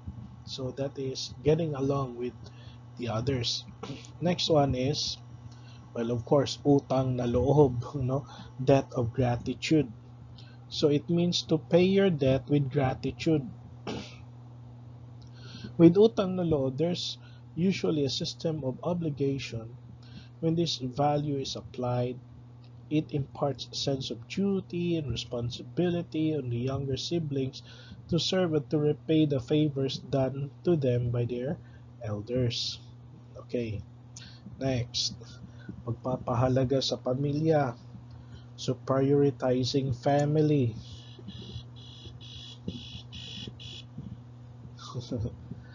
Okay,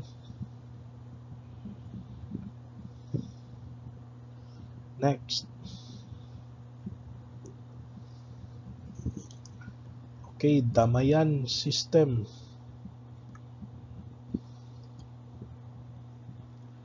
So in the Mayan system, we're extending sympathy for people who lost their loved ones, that is, in death, no?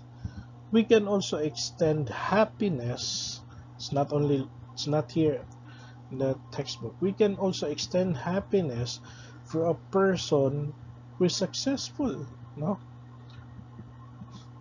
Here in this picture, there's a person here who is on the sitting on a wheelchair, was the survivor of COVID-19. So what happened there, that as soon as he was discharged from the hospital, the frontliners, no, cheered him and even clapped their hands on him, no.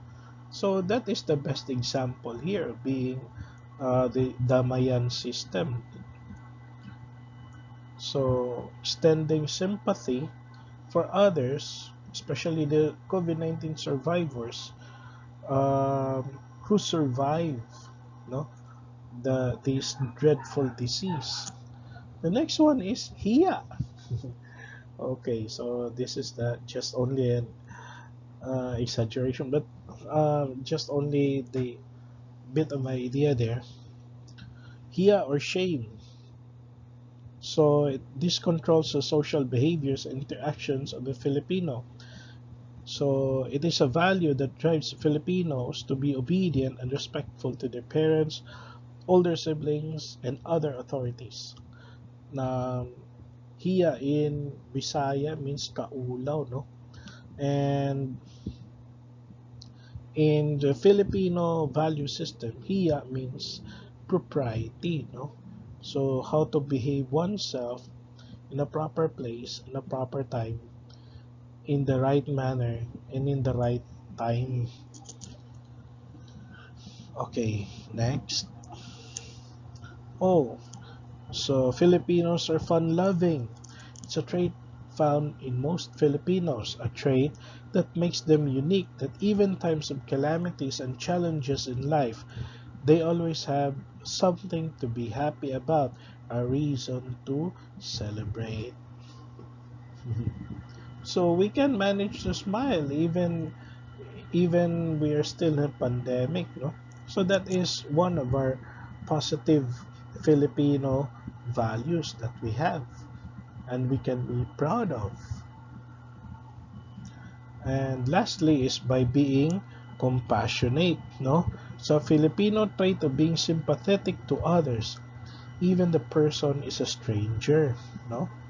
So example is giving alms to beggars, just like the soldier who is giving free meal to a beggar, no? A street child, no? In Jollibee or in a certain fast food. This observe, we can observe this. Filipinos would say, luya po niya, tabangi po ninyo, kawawa naman, nakakaawa naman. So that is by being compassionate, no? Next.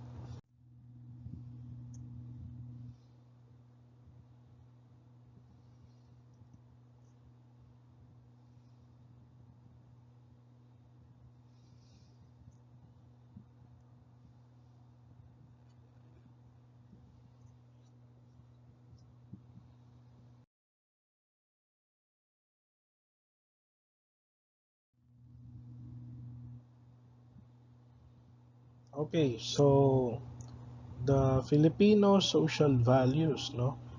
Number one is the amor propios, or what we call it as self-esteem. It reflects an individual's overall subjective emotional evaluation of his or her own worth. It is the decision made by an individual as an attitude towards self. So, self-esteem encompasses beliefs about oneself as well as emotional states such as triumph, despair, pride, and shame.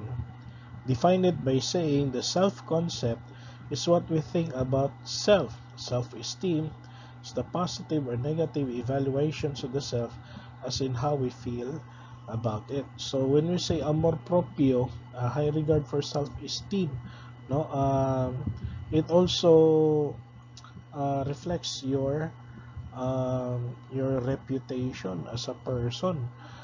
Um, if you have something, if you um, you sometimes this is one of the Filipino value system concerning about self-esteem. No, that we try to protect our reputation by giving what is good to others, and that is also one of our basic duties as insofar as Filipino value system is concerned. Next one is suki. Mm, you know already about suki. In a commercial context, suki relationships may develop between two people who agree to become a regular customer or supplier. The reason because of the number one, the service, good service. The product is good. So when the product is good, the quality, and so plus the integrity, so therefore the trust is being established now because of that. And from there, customer loyalty is established. That's the Suki system, no? Next, smooth interpersonal relationships. So it's a strong cultural force among Filipino in their effort to achieve social acceptance and maintain harmonious relationships. Okay, next is the compadre system, no? Initiated the Filipino into the practice of extended families. Uh, mm, so it served to strengthen the notorious practice of nepotism. That is the negative, the disadvantage of a compadre system, no? Favoritism and social sphere. So oppressive policies of the Spanish colonizers, such as forced labor developed in the Filipinos a hatred for manual labor. So, compadre system bonds a ritual kinship sealed in any three of the ceremonial occasions, usually in baptism, bunyag, confirmation, or even marriage or kasal, to intensify, extend personal alliances. So this mutual kinship system known as compadre, no? Compadrage or compadre, meaning God, parenthood, or sponsorship ng mga ninong or ninang sa kasal. So maulagi na kung ikaw, if you are a politician and if you are married, usually your kinship, your compadre or your kinship is your ninong, your godfather is usually a rich man, a billionaire, or an oligarch, For what reason? Self-interest. Okay, next. Personal alliance system. So this scheme is anchored on kinship, beginning with the family. So you can look there at the picture. Usually, it is very strong among those people whose families are connected with a politician, most especially if the politician is part of their family. So the Filipino loyalty goes first to the immediate family, then the identity is deeply embedded in the web of kinship. It is normative that one owes support, loyalty, and trust to one's close kin because kinship is structured bilaterally with affinal as well as consanguineal relatives, kanang mga in-laws, kung baga, in-laws or even imong mga kadugo. One's kin can include quite a large number of people. Still, beyond the nuclear family, Filipinos do not assume the same degree of support, loyalty, and trust that they assume for immediate family members. So that is the personal alliance system. Next is utang na loob. It's already self-explanatory, so I can proceed further. Okay, friendship. So that is based on that picture was taken at Ayala Center, Cebu, a few years back, before we watched the Avengers, and there was somebody who approached us, a U.S. citizen who loves Marvel, and he approached us because of what we talked about. So he shared his interests about the Transformers or even Marvel, in which we ourselves are. So from there we establish our friendship there, and we shared our own same interests. And afterwards, we took fun in watching the movies inside, the three of us. Okay, so here, friendship, that friendship is often placed on a par with kinship as the most central of Filipino relationships. Certain ties among those within one's group of friends are important factor in the development of personal alliance system. So, the reason why we establish the friendships being developed, one of the factors or the elements that why the friendship is being established is because number one, you share the same or the common interest.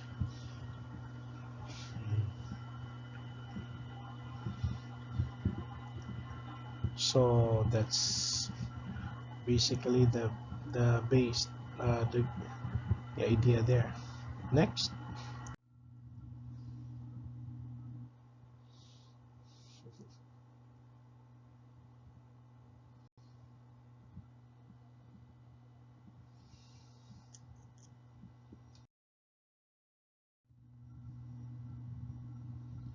Okay, so let's proceed further to the weaknesses of the Filipino character. Number one is the extreme family-centeredness. Okay, so while concern for the family is one of the Filipinos' greatest strengths, in the extreme it becomes serious flaws, no? Excessive concern for the family creates an in-group to which a Filipino is fiercely loyal to the detriment of concern for the larger community or for the common good. So, excessive concern for family manifests itself for the use of office and power as a means of promoting the interest of the family.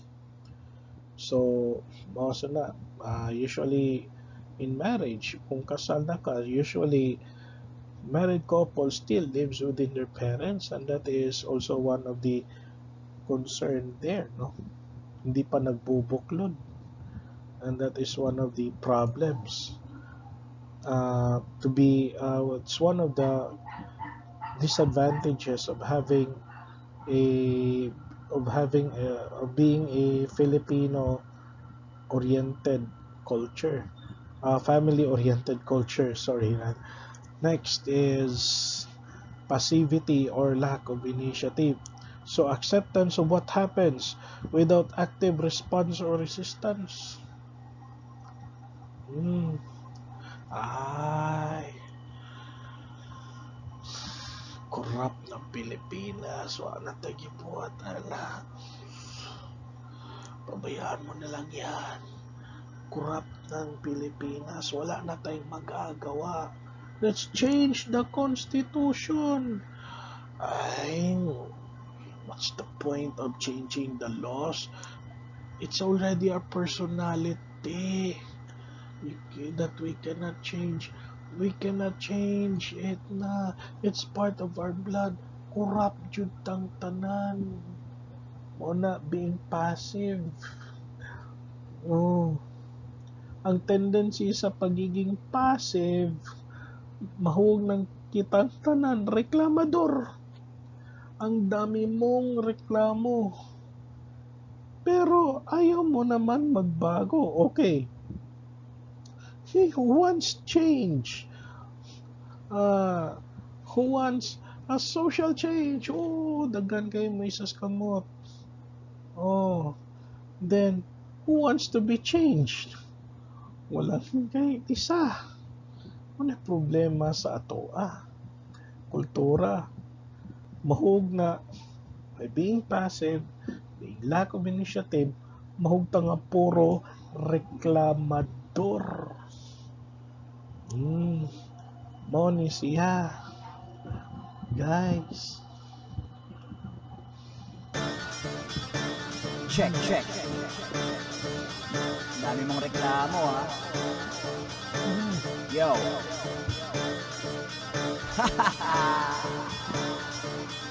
Sige, meron din ako reklamo. Ang dami-dami mong reklamo, ang dami mong gustong magbago. Ang dami-dami mong reklamo, pero ikaw ayaw mong magbago. Ang dami-dami mong reklamo, ang dami mong gustong magbago. Ang dami-dami mong reklamo, pero ikaw ayaw mong magbago. Puro ka reklamo samantalang ikaw wala ka naman talagang nagawa. Mga nagkagaling-galingan at nangangatwiran, kala mo may laman at ang utak mataba. Anong akala mo ikaw lang ang naghihirapan? Alam mo ba yung iba pa nga mas malala? Habang nasasarapan ka maraming nasa kalsada na walang bakay at mga nakanganga. Tuton na sila pero marami pa rin sa atin ang bida-bida. Bulong na bulong yung iba, kahit tama yung gawin ay sisirain pa nila.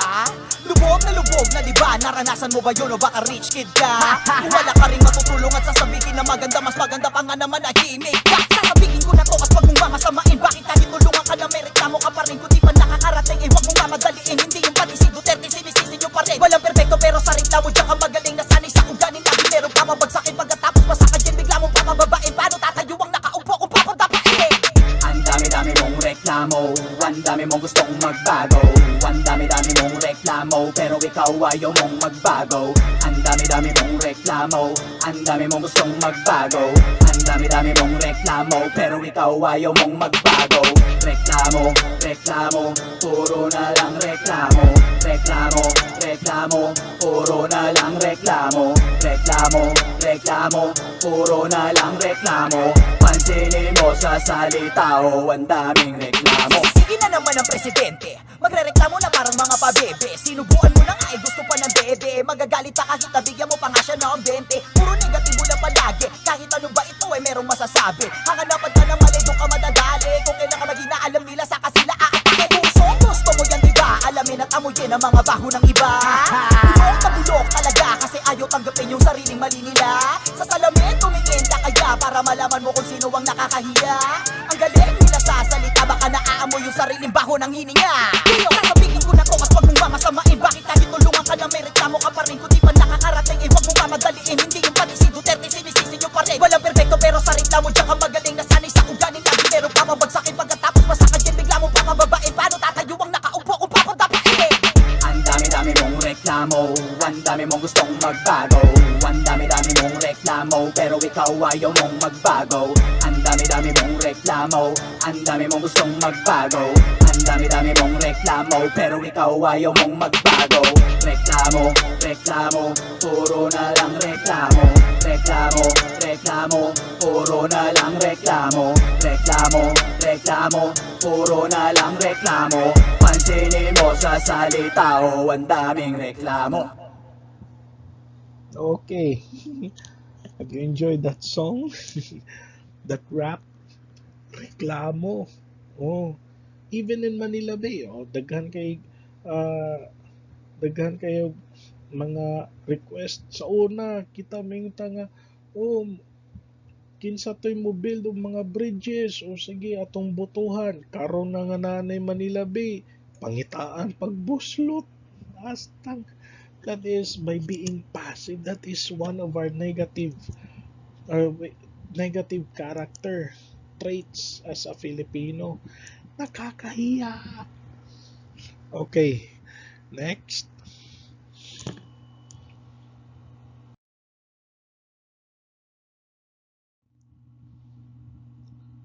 Oh, you know this guy. Oh, comic strip. You know this? By being extreme personalism. Oh, because in this personalistic worldview, a view of the world, Filipinos have difficulty in dealing with all forms of personal stimuli.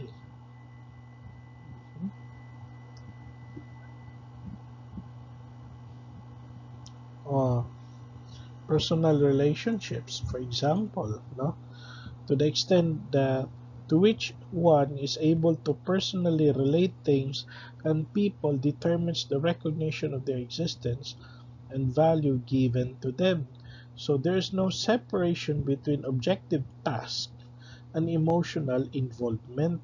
So personalism is manifested in the tendency to give personal interpretations to action. In other words, taking things personally. Mura personala na nimo ang usa ka issue. The best example here is this guy, Trillanes. You know this picture on the left? It goes back 2015 when he visited Davao and he um, approached Duterte that he is willing to run for vice president, and he asked Duterte to run. And oh no, he asked Duterte to be his running mate. But what was Duterte's response? Sorry, I won't accept your offer.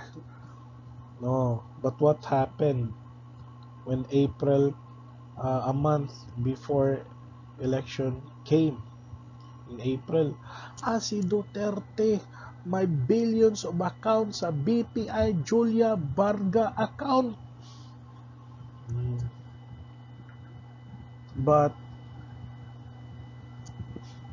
Pero when his lawyer Sal Panelo went to BPI,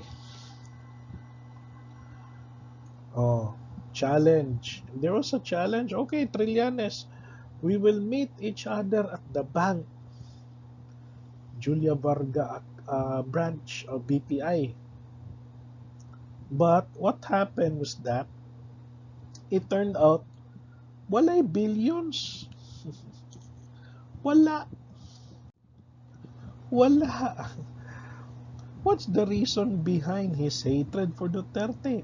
The main reason of his hatred is because of that picture that Duterte did not that that the that Mayor Duterte did not accept his offer. So he took the issues seriously personally against the person who rejected his offer, taking things personally. Oh, Duterte's father helped fix his bar exam. Gikuan ra. Iyahang pagkaabogado, peke na, gifix ra. But Duterte's father died in 1968, but Duterte passed the bar exam in 1972. Tiyaw mo na, fake news pa. Okay, next. So that is why, guys, extreme personalism leads to graft